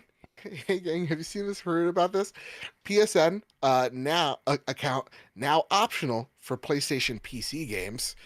So gang, back a year ago, PlayStation was sweating because they accidentally shot Helldivers in the hip by trying to make the PC audience download their driver to make it so you got PlayStation on PC. Look at that, paw. Now it looks like they've totally backtracked, and they're making it an optional thing that you can do. This announcement was revealed on the PlayStation blog post from PlayStation's Acid Quizzlebash, detailing new in-game incentives coming to PlayStation PC ports. These include God of War Ragnarok, Horizon Zero Dawn Remastered, and the upcoming Marvel Spider-Man 2 and Last of Us Remastered. The cool thing, and I forgot to add it in here, these cool little skins, the coolest one that you get is in Last of Us Part 2 Remastered. You get the jacket from Intergalactic to wear. Oh, neat. So it's cool little things. It's incentives for you to download it if you like, not putting a gun to your head making you. This is very smart because PC gamers, they like many things, but being forced to download another driver. I was going to say, to validate late earlier, PC players are a different breed. Exactly. To me, this was always a non-story. This was Mm-hmm. always like, why are you upset? The amount of other accounts you have on your PC to play games What's one more? Like, I don't understand. I don't get it. And I they're like, thought "We at already first have that it was something 17." they had to pay for, and I was like, oh, and I didn't even realize it wasn't, and then I was like, I don't get it. Yeah, Just hit the yeah. download button. It's whatever. It automatically opens when I start my PC. Can't you just make it So so it does doesn't do literally that? everything else. I turn my PC on and I get 50 things that turn Yeah. on with it. Exactly. Exactly. And there's singles in my area. Come on, I'm gonna click on that. There's a prince that needs my help. I've never That heard of sounds this like a place. virus, Joe. Oh. That's not the same thing. I don't know if I've Oh, ever. oh. I don't know if I've ever told this story here on the Turf Room. Oh, I feel like no. I told this elsewhere, but it All right. makes sense in the context. I was a dumb Okay. kid in high school. Didn't know how the internet truly worked. Sure. I accidentally made an adult website my homepage on Internet Explorer on the family computer. Don't know how that happened. And I freaked out and I deleted Internet Explorer to fix it. Because I thought that fixed it. So you bring it up to like the weird pop-ups made me think of that. I don't think I've ever told that story anywhere, but listen. I thought if I delete it, I'm good. We had to call the computer guy who's like, I don't know what happened. Let me reinstall it for you. And the whole time I'm standing back there like, oh, please let it not be what I think it Was could it be. still there? No, thank Okay. God. I was going to say, that would have been the ultimate. Woo! So still Canet does have a clarification for us, and this does make more sense. Please. The story is not the launcher. The story is that there are a bunch of countries that can't make PSN accounts, That's fair. There but go. you had to have a PSN account to access it. So I get that. That makes sense to me now. That Sure, makes sense to me now. I'll pull my walker in and stop shaking it at you guys. Yeah, that makes a lot of sense. Thank you, Silkan. I appreciate that Yes. clarification. Kyle, Hi. thank you for sharing that story. You literally almost made me pee myself. Not a problem. You talk about singles in your area and weird pop-ups on your computer. It's like, oh, I don't think I've ever told this story before, but this makes sense. Oh my god, I could just imagine 12-year-old Kyle. You're so nervous. I was like, they're gonna come home and go online, and what am I gonna do? So LimeWire downloaded Exactly. something really weird. Kazaa you did something to this computer. I don't know. I was just trying to Like, download a you don't music know that video. you're. Mom, I was downloading Linkin Park, and, and I felt something truly disturbing. Oh man, Oh goodness gracious! I feel like 50 pounds lighter. You know, that was a huge weight off my back. Yeah, we've all been Kyle there, never bud. knew how much it was bothering him. It was just like, man, Listen, I need to talk about my dumb moments more often. listen. We all had the Bluetooth speaker on by accident once. You know? I know. Oh my goodness. Honey, what's all those horse noises? Anyway, after 1 year of PlayStation 5 What are you exclusivity, watching, Joe? Why are there horse noises? Rise of Ronin. What state do you live in that's legal? What are we talking about? Alabama. Idaho. Yeah, what's- you are. What's the Pain Olympics and why is it a what is that and why is it an MP4 file? Let me click on this. Rise of Ronin. Blue waffle? Oh, you can Stop make it! blueberries. Stop it! I'm sorry. Oh, that's Oh nice. no! I could see Miriam accidentally clicking on that. I mean, listen, we all What? went to the wrong White House website researching something in middle school. We all did it. Mom, I was just Oh trying to my be God. patriotic. And something crazy happened. Light, are you happy you joined us? So happy. No regrets, baby. No regrets. Goodness gracious. What's up, Rise of Todd and Ronin. Troy Baker? Jesus Christ. Come on in. This is the water's fine. episode that they're listening to, and they're like, who are these people? The poor PR person at PlayStation that's got to listen through these, you know? What in the hell? We love They're and either appreciate- relating so hard to this. or they're mortified. This just moved us up to number 2 in the charts, baby. That's right. Let's Number go. 2 in the charts. Oh my god. Rise of Ronin will launch on PC via Steam on March 11th, 2025. This is after 1 year of PlayStation 5 exclusivity. Congratulations, Is that y'all. exactly 1 year? A It little feels- less than by like a feels week or close, so. right? Yeah. Yeah, I think it was March 20th.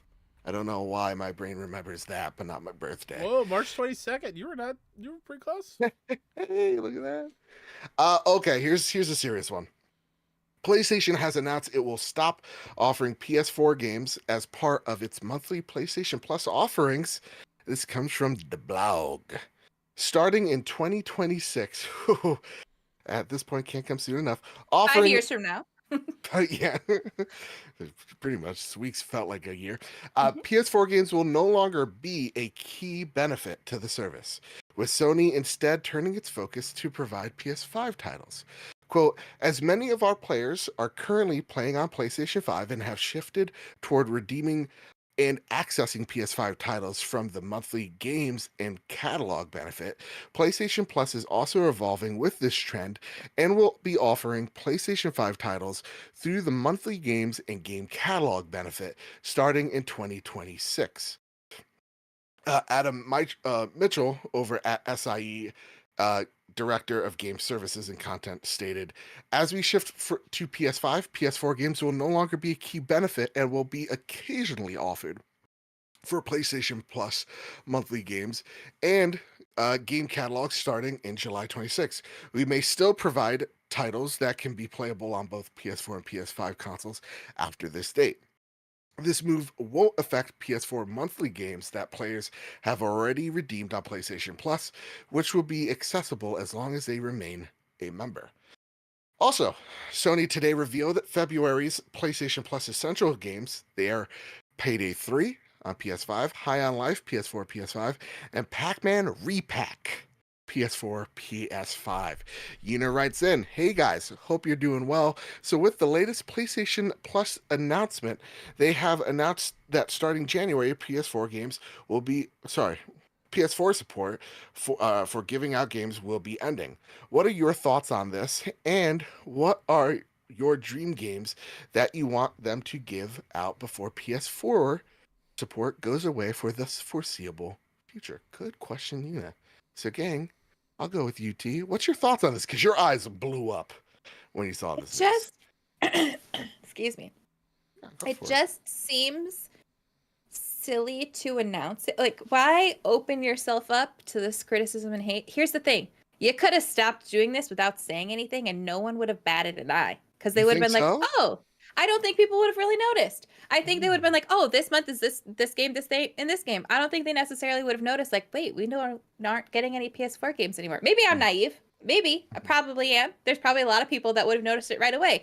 But to me, this kind of like reminds me of when I'm not a Swiftie, okay? But I remember a while ago, Taylor Swift came out and was like, I'm not making any more country music. And the fan base was all up in arms. You could have just made new albums that were not country and people wouldn't have been pissed. Why are you putting this down and saying we are not doing this anymore? Just don't do it and don't say anything and no one's going to notice and no one's going to be pissed off. I think why they're doing this is because they're still afraid of that install base on PlayStation 4. Maybe it's large enough. And I kind of like the idea that they're like, hey, you got yourself 12 months. But things will change and they'll evolve into this thing after the year's up. Kyle, I want to know what you think. Where are you at? I think the only reason they announced it a year in advance is because of the fallout they received when the Vita store was closing. And only gave everyone like a month or so. And like, hey, by the way, it's closing and all these games will be forever gone. And there was so much backlash over that, even though I don't think 3/4 of those people even ever owned a Vita. So right. But there was so much backlash that they gave them more time before it closed down. So I think this is their way of like learning from that quote unquote backlash.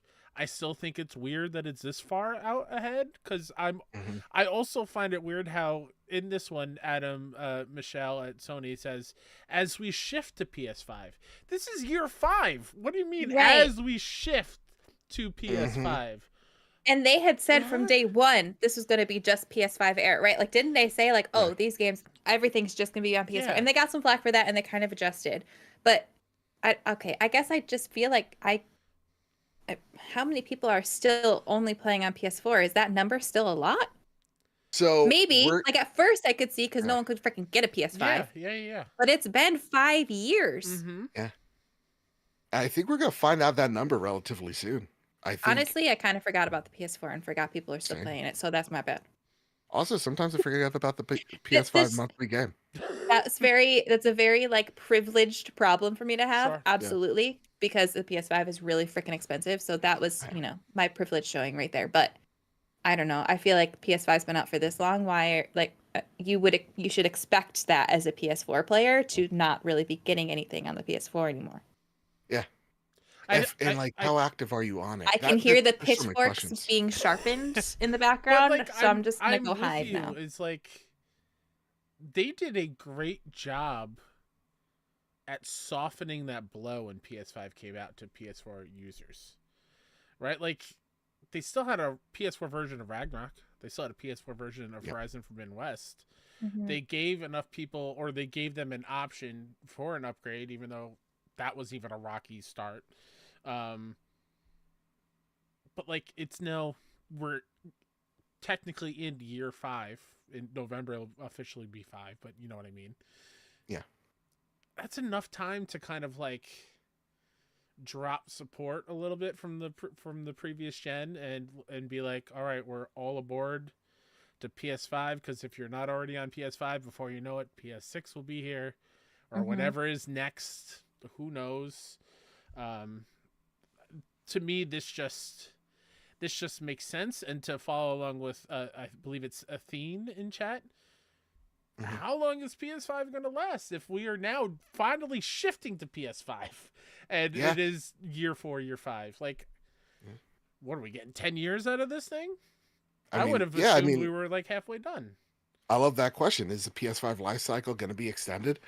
Part of me says yes, because man, it's been a minute. I think, the disruption in the beginning of this gen definitely set things off, but also it's like, I don't feel the need yet unless the form factor switches as well.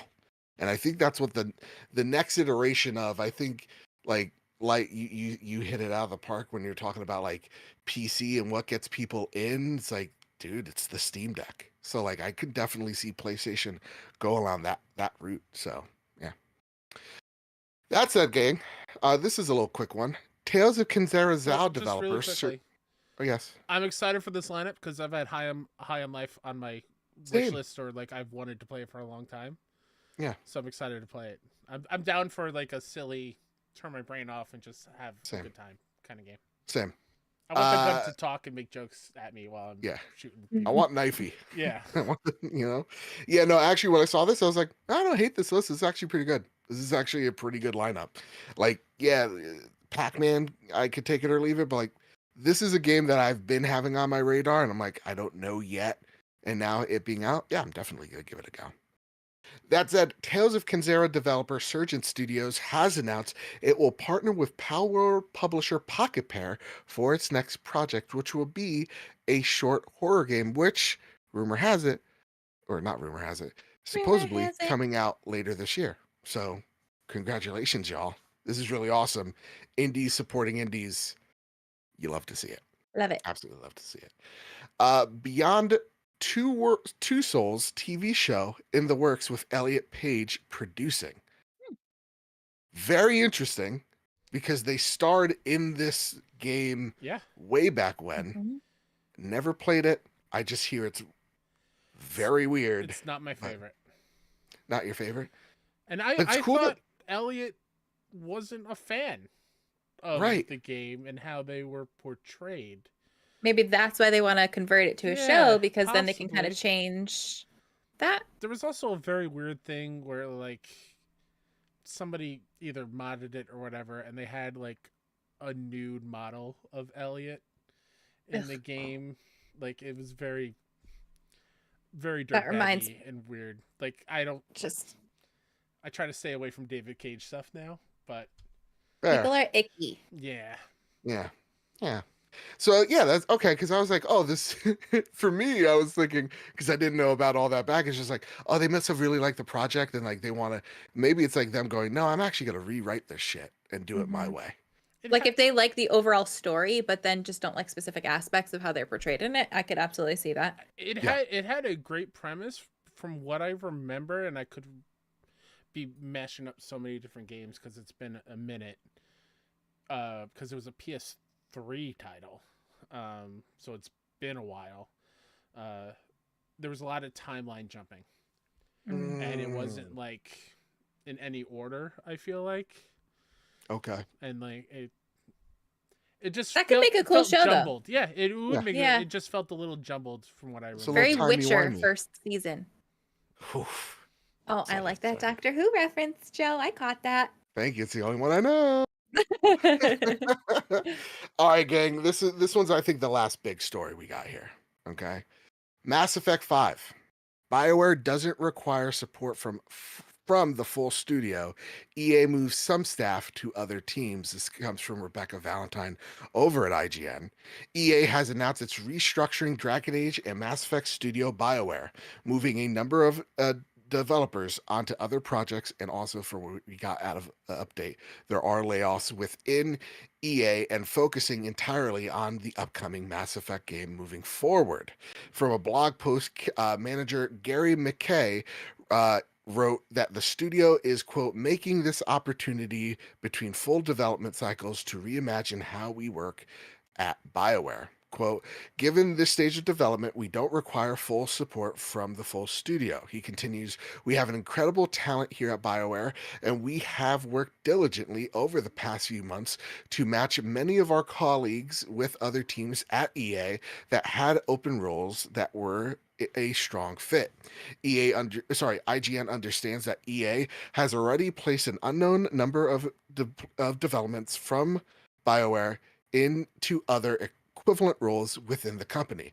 A small number of Dragon Age team members are also seeing their roles terminated and are being offered time to apply within other roles within the company if they choose. BioWare's structure has shifted repeatedly in recent years. The studio had a round of layoffs in 2023 and has seen a number of high profile departures throughout the development of Dragon Age the Veilguard. Most recently, the creative director, Corinne Bush, announced her departure from the studio last week. It's unclear how many individuals work at BioWare today. This comes after EA announced that Dragon Age the Veilguard missed its player targets by nearly 50% and reduced its guidance for the fiscal year due to this end more impactfully. Weaker than expected results from EA Sports look at me saying FIFA. Yikes, Freudian slip. FC25, the company will hold its Q3 earnings in on February 4th. T, is this make or break the next Mass Effect for the studio?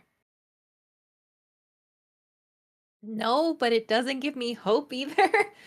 Fair. I mean, Fair. I know they say like uh given the stage of development, we don't require the support from the full studio, but oh, Yeah. I don't know. I don't like how this sounds. It definitely makes me nervous for Mass Effect. Nervous for Yeah. the state of the company in general. And I think this is a lot of corporate jargon Yeah. to make it seem like it's not bad, but it kind of just makes me have a little bit of a pit in my stomach if I'm being honest. Yeah. Kyle, this screams visceral. Oh, don't What they did to my remind baby me. boy. Yeah, like I'm trying to see it on a positive side of things, like Light said, with where they mentioned, given at this stage of development, we don't require full support, which makes me think that either the bones are super strong or they're far enough where they don't need as many people working on it, which I don't think is true, but I'm trying to be positive.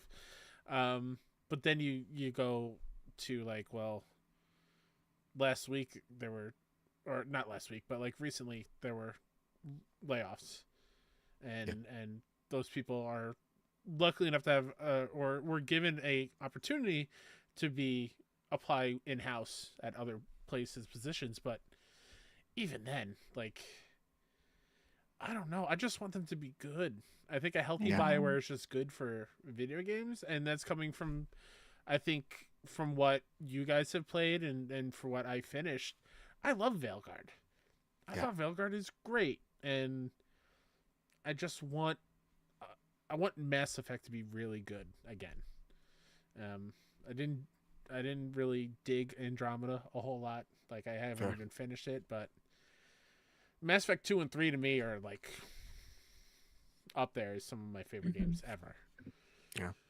It hurts my soul, and I want you guys to come with me on this because I'm going to say a word where people are going to assume something else, Jesus. and I sometimes word things Keep bad, those hands and I down. get it. Don't shoot.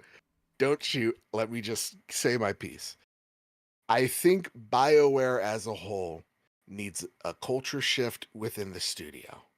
And what I mean by that is I think they need to re-examine what makes BioWare BioWare. And I love Dragon Age the Veilguard.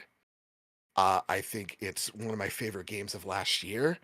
But the problem with Dragon Age, it kind of seems like it's the problem what BioWare is right now, which it doesn't necessarily know what type of studio it is. Like Dragon Age has never had a clear, coherent vision of this is what a Dragon Age game is. Origins plays differently from 2. 2 plays very differently from Inquisition. Inquisition is massively different from Veilguard. And it's never had something of like, this is what Dragon Age is. And when you've been away for so long as BioWare and you're trying to, you know, reestablish who you are, I think the wrong way of doing it was Veilguard of like, we're making the combat so crunchy and great and cool and all this, where it, to me, as much as I love Veilguard, and again, I think the story's great, and I think the combat's terrific, I do think that, it still does, it's not an RPG. It's like an RPG in the way of like God of War 2018 was an RPG. It's like it had those mechanics, but it was an action adventure game.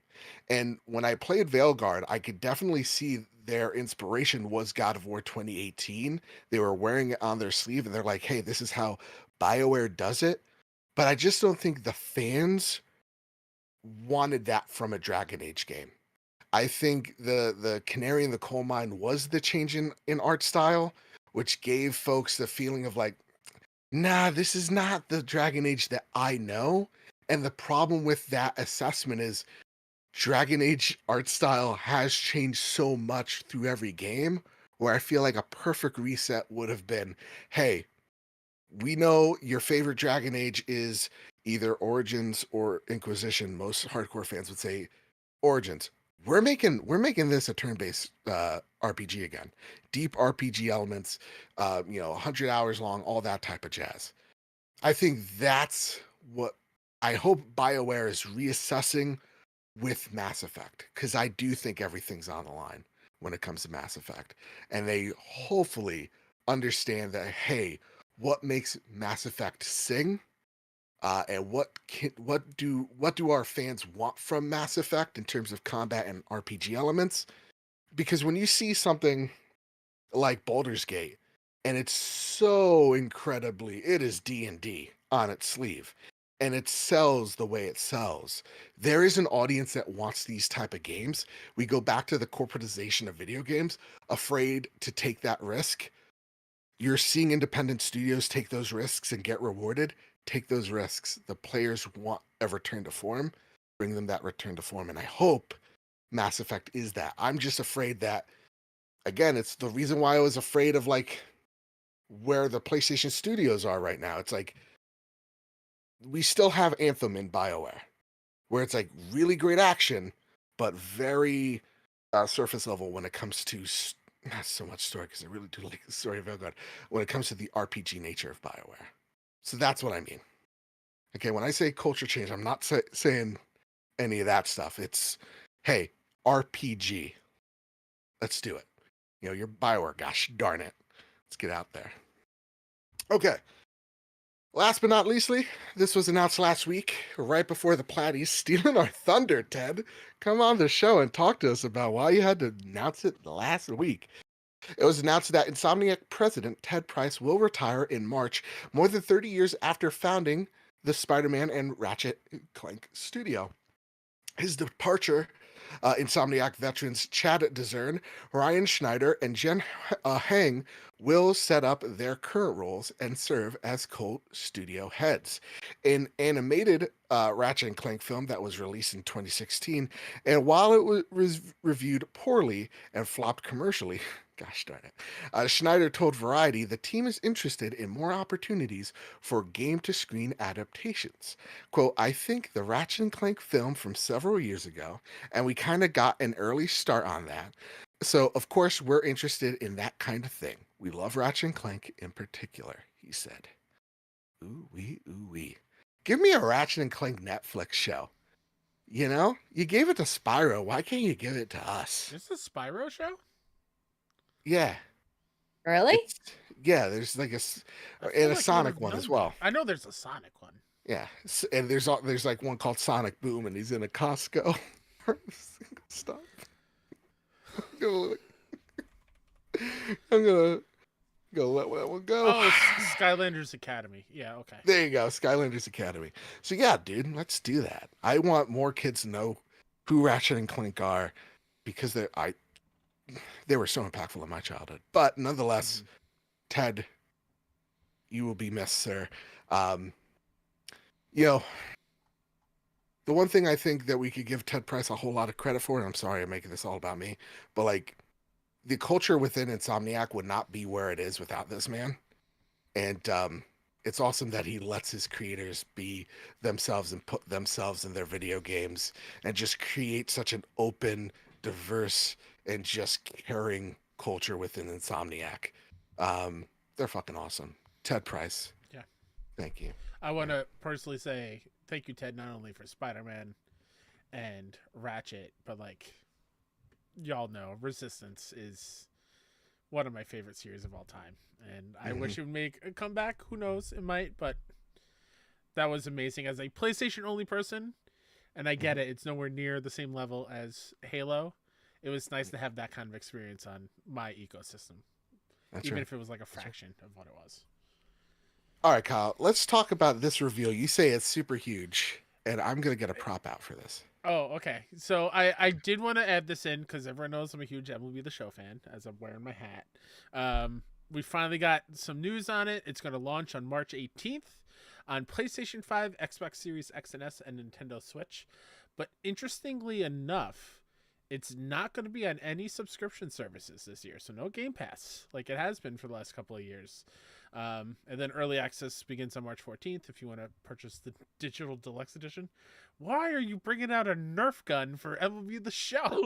A Nerf gun, you stupid fool. This is a UNSC assault rifle from Halo. You See, it says say, Halo hold on on. Keep it right there. Video viewers. What is the logo above Joe's hand at the top of the gun? What does that say? Other side, sir, in the green. It says It is Nerf. a Halo Nerf Right. gun. So don't tell me it's not a Nerf gun. It's clearly a Nerf gun. But Well, also, just what does that practicing. have to do with MLB Yeah. The Show? Oh, because he talked about Resistance. He's like, Oh. I know it's not Halo Oh. or whatever. I thought you were going to get a it. baseball bat and you came Yeah, back with a yeah, Nerf yeah. gun. I was really confused. I just wanted to tell you all about my Second Amendment rights. That's Oh, all. Jesus Christ. But we're getting an Got a actual... parade to get to. Jesus. We're gonna get a trailer next week on February 4th, which I'm super excited about. Really cool to see for the first time ever 3 players on the cover, all who have had different journeys to the major leagues. And the hints with the covers of having colleges actually on there means that we might be able to play with college teams and college players, which is really cool for the first time. I just think not being on Game Pass is a pretty interesting deal, and also sad to say that it looks like I'm not going to get a new hat this year because there is no physical collector's edition. Oh, no. Weird. That's actually a bummer. It's the writing was on the wall when the last couple of years there was no disc in them, and it was just like a digital code. I feel like this is my last hope for a physical to continue, I guess. And Yeah. R.I.P. awesome hats like this one, like this Negro League hat is like Oh. one of my favorite ones. Yeah. They always make amazing hats for every single year, and I own them all. It's just a little bit of a bummer, but I'm really excited for more MLB The Show. It will be my most played game this year, as it always is. But yeah, Real sicko. All right, gang. you just It's brought out a time for a gun saying you're gonna shoot me over A here. Nerf gun. I wasn't gonna shoot you. I was just playing the Halo theme. I don't know. I was going. Da, da, da, da, da. You're spouting a whole lot about your Second Amendment rights. Well, Cortana, we have to finish the mission. Let's get back to the Capitol. All right, everybody, it's time for our segment. Goddamn. Bringing it back. Wait, What why you was been that playing? actually kind of good though? That was really good. It's really good. All right, so for our What You Been Playing segment, it's time to get caught up on Assassin's Creed Shadows. Gang, go check out the Assassin's Creed Shadows coverage over on the YouTube side. This is where we're going to hard edit. You're going to hear a chong, and then it's going to get right to the shadow stuff. Chong? So. Is that what you think the sound effect is? Chong? No, the sound effect is your goat noise. Yeah. You need to turn that into an audio sound so you can push the little button on your stream deck and it will just make the noise. Here, how about we each do it so you can isolate that audio and every single time it's different. Instead of your beep for your cussing, it's the goat. All right, so I'm gonna make a sound file and then teach me how to use Steam. Steam, whatever the hell that Stream Deck. See how old I am? All right. Are we back? Ooh-wee. That was Assassin's Creed Shadows. Now, gang, is there anything you're holding on to? Kyle, I hope you have the list in front of you. Can I just really quickly just shout out, I platinum Metaphor. Hey! Wow. Okay. I'm in a weird mood where I don't feel like playing anything, and I was like, the disc is already in my PlayStation. Let's see what I can do. Yeah. I did have to replay the whole thing again. And you're like, Kyle, that's like an 80-hour game. How'd you do it in a weekend? Let me tell you, when you fast forward through all the dialogue and skip all the cutscenes, it's like an 18-hour game. And if you play on the easiest difficulty. So yeah, I did it. Kyle, now's the perfect time to play the I can't do another RPG right now. Like, you just did 18 hours of it, bud. You could do. I did 100 hours 90 hours of it. I played it fully the first time. Just saying. I've been in that funk too. Like, too long didn't read. I've been playing Wolfenstein, the new order. Kill those Nazis, baby. Yeah. You know, something I had the itching because I've never played Wolfenstein. I've played like the beginning. Need to get the somehow second one. Yeah, I just gotta get through the dog. Yes. You know. Yep. Yeah, and I think I'm in for a good time. Yes. Yeah, no, I definitely like stabbing Nazis, shooting Nazis. Give me a shotgun where I blow Nazis' legs off. Yeah. Just more Nazi killing, man. Let's get to it. And then I've been playing a little bit of The Outer Worlds. So a lot of me fighting through late stage capitalism and fascism. It's nice. It's nice. What about you, Light? Have you been playing anything while the house is under siege from hand, foot, mouth disease? Yes. It's weird to say. I've been playing obsessively Disney Dreamlight Valley because, you know, when your house is under siege of a disease, you need to escape to the Dreamlight Valley. And let me tell you, it's been wonderful. Also Skyrim, because I've never gotten all of the platinum on PlayStation for Skyrim. So I was playing through that, and then it was too hard to focus on lack of sleep and constant illness. So I switched over to Dreamlight Valley, and it has been so addicting and so fun. And also, I really want to go to Disney World now. So yeah, same. Let's plan. Oh, we could put that as a business expense. We'll make a blog. No, we could podcast underneath the castle or in the castle. We will. I will absolutely do that. Sign me up. I will book the trip right now. Do not tempt me. In the Millennium Falcon, let's go. Do not tempt me. All right. Guys, are we holding on to something? Hopefully the power of hope and optimism. I got a D20. I know what that is. I'm holding this Starfield pin. Wait, that's so cute. I know, it is good. Got it from GameStop. Prepare the drop. Here are the latest steals and deals coming to the PlayStation storefront. Kyle Stevenson, take it away, good sir. As of recording, yesterday, January 28th, Eternal Strands came to PS5. Tales of Iron 2, Whiskers of Winter released. The Stone of Madness, Atomic Heart got a update, DLC. Nice. Enchantment Under the Sea. Cuisinier released, which I've heard decent things about. Neptunia Riders Doggos or versus Doggoose. I can't read the key art title. My apologies. Love that. Botany Manor released, and then Conan the Barbarian came to Mortal Kombat 1 yesterday. January 30th, we've got Sniper Elite Resistance releasing on PS5. Phantom Brave, The Lost. I might buy that. I need to blow a Nazi's balls clean off. Let's do it. You might be Testicle right. explosions You for might the be win. right. There's a Phantom Brave game. I can't read the subtitle. Gimmick 2. Cute little Kirby that's not pink. It's green for gimmick infringement purposes. Techno Banter. Aptly named. Yeah. Robo Beat. Basser Heroes Invasion. Oh, I butchered that one. Accolade Sports Collection. Kamibako Mythology of Cube. And then January 31st to end the week, we've got Dreamless, which looks very creepy, and Citizen Sleeper 2 Starward Vector. Ooh wee, ooh wee. Those are the games coming out. And now it's time, and only one question this week, for our favorite, but sadly last segment of the show. It's time for the Sony Pony Express. Yeehaw. Yeah. M9 Prime writes in, now that Teegan is back, I can repost this question. Question for the Sony Pony Express. Yeehaw. Yeah. I'm sure a version of this question has been asked before, but with the addition of the wonderful Teegan, it's almost like it's a new question. So, what game or franchise that everyone raves about has never clicked with you? No matter how many times you tried, you just fall off the games after a while. For me, it's the Legend of Zelda series. Same. I don't think I've finished a single one, though I haven't played the last two yet on the Switch, or any MOBA for that matter. Just not for me.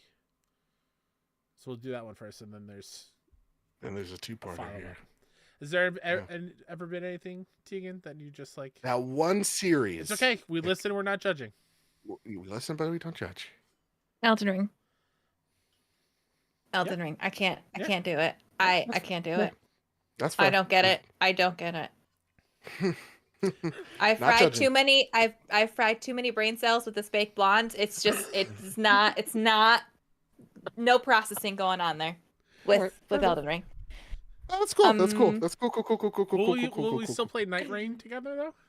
Yeah. Okay.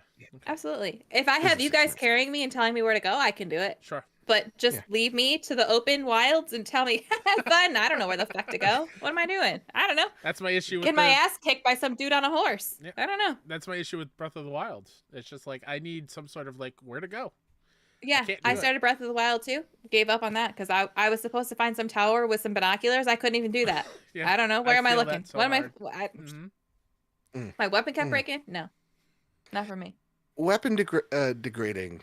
Ugh. Let's get that out of there. Yeah. Worst mechanic ever. Yeah, and like I get being over encumbered to a degree, but make my inventory bigger. Let me pick up every flower and every butterfly wing. Joe, we cannot not understand encumberment when we literally played Resident Evil 4 where Leon is technically carrying a giant ass suitcase that he carries around where all the items go in, but you never see the suitcase. Like I got a bazooka. It's in there's a bazooka. Let me just Where do you keep your bazooka, Joe?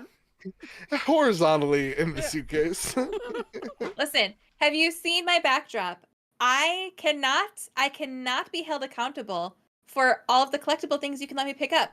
Skyrim it should be illegal for Skyrim to have an encumbrance system because I need to pick up all of the things for all the alchemy for the potions I'm not going to use. Yep.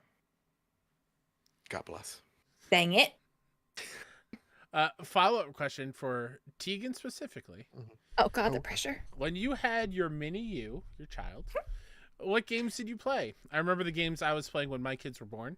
With my daughter, it was Hotline Miami 2, Psychonauts 2, and Homefront: The Revolution. That was a bad one. And with my son, I played Cities Skylines, platinumed it, hey, and Witcher 3, and all the DLC. Side note, I took a month off with my daughter and 10 weeks off with my son for my paternity leave, and my wife and I took shifts, so I stayed up every night until 6 a.m. so my wife could have 8+ hours of sleep and slept until 1 to 2 p.m. Divide and conquer for both kids. We were both quite well rested. But from 9 p.m. to 6 a.m. while my kids slept, I had to fill the time with something quiet, so I had lots of video game time. So unfortunately, I did not.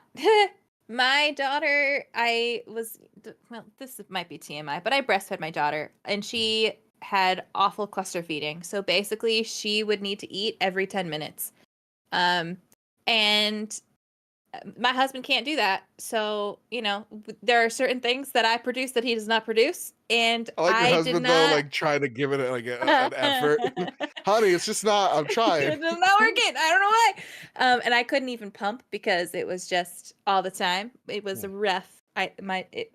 She was not an easy baby. She did not sleep. It was challenging. So I didn't really get to play much. The one game that I did technically play, but could I tell you a single thing about it? Absolutely not, because I have no memories from like the first, I don't know, couple months.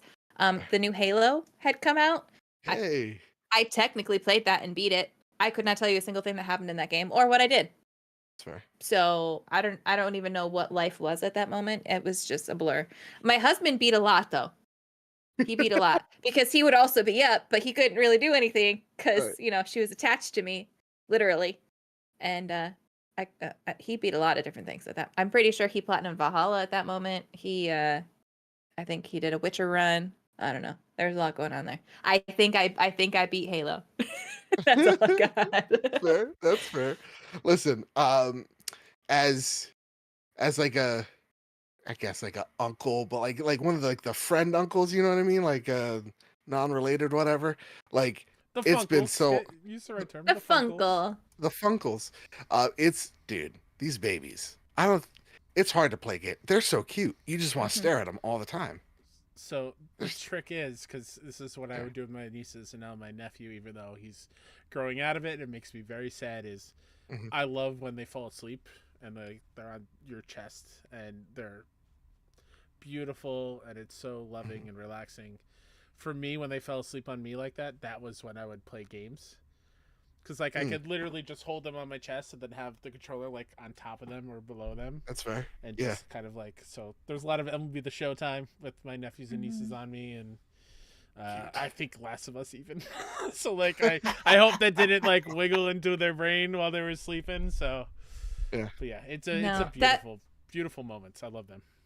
As awful as it sounds, that's been the best thing about my daughter being sick right now, is she was sleeping in bed with me and we kicked my husband. Whoa. Oh, no. Where am I from? West Virginia? Are you? Whoa. Kicked my husband to the couch. Apparently couch and husband together is cousin, in case you were wondering.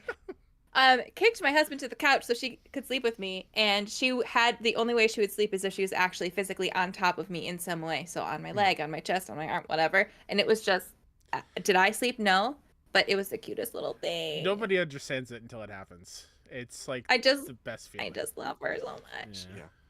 Yeah. I say it's miserable and I'm dying, but I just love her so much. Like I do get the appeal because like my best friend, she sent me a video of like just her kid doing weird faces, and she's like, "What are you doing?" It's like, I'm like, is it shitting? It's like what I was thinking, but it's like, it's so cute. You just can't stop. It's adorable. And then you show other people, and they're like, oh, "Okay," and you're like, "What do you mean? Okay, this is the cutest thing you've ever seen." This little baby has a old man like bald spot like I'm gonna have in 5 years. It's the cutest thing. How old he looks. They all look like old men or aliens.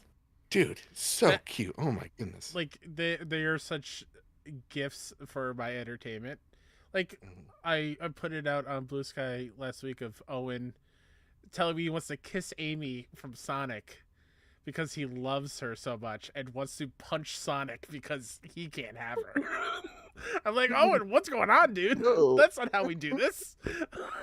Yeah, You're not a home wrecker. Come on, whoa, slow down. Starting Jake Paul young. taught me. It's like, no. Whoa. Yeah. And then we All right, got last into the but not- logistics of like, do you really think you could catch Sonic to actually punch him to win Amy over? He's like, yes, I can. I can do it. It's like, no, you can't. So Have cute. you watched the show? Exactly. I can run fast. All right, y'all. That has been the trophy room this week. With all that said, with all that out of the way, before we get on out of here, is there anything we'd like to spotlight before we get on out of her? Anybody at all? Go follow us Kyle on Blue Stevenson? Sky. That's where I'll Yeah, be it's nice. primarily from now on. Mr. K-Step. It's a good time. I love y'all. Thanks for supporting us and watching us. It's awesome. Heck yeah.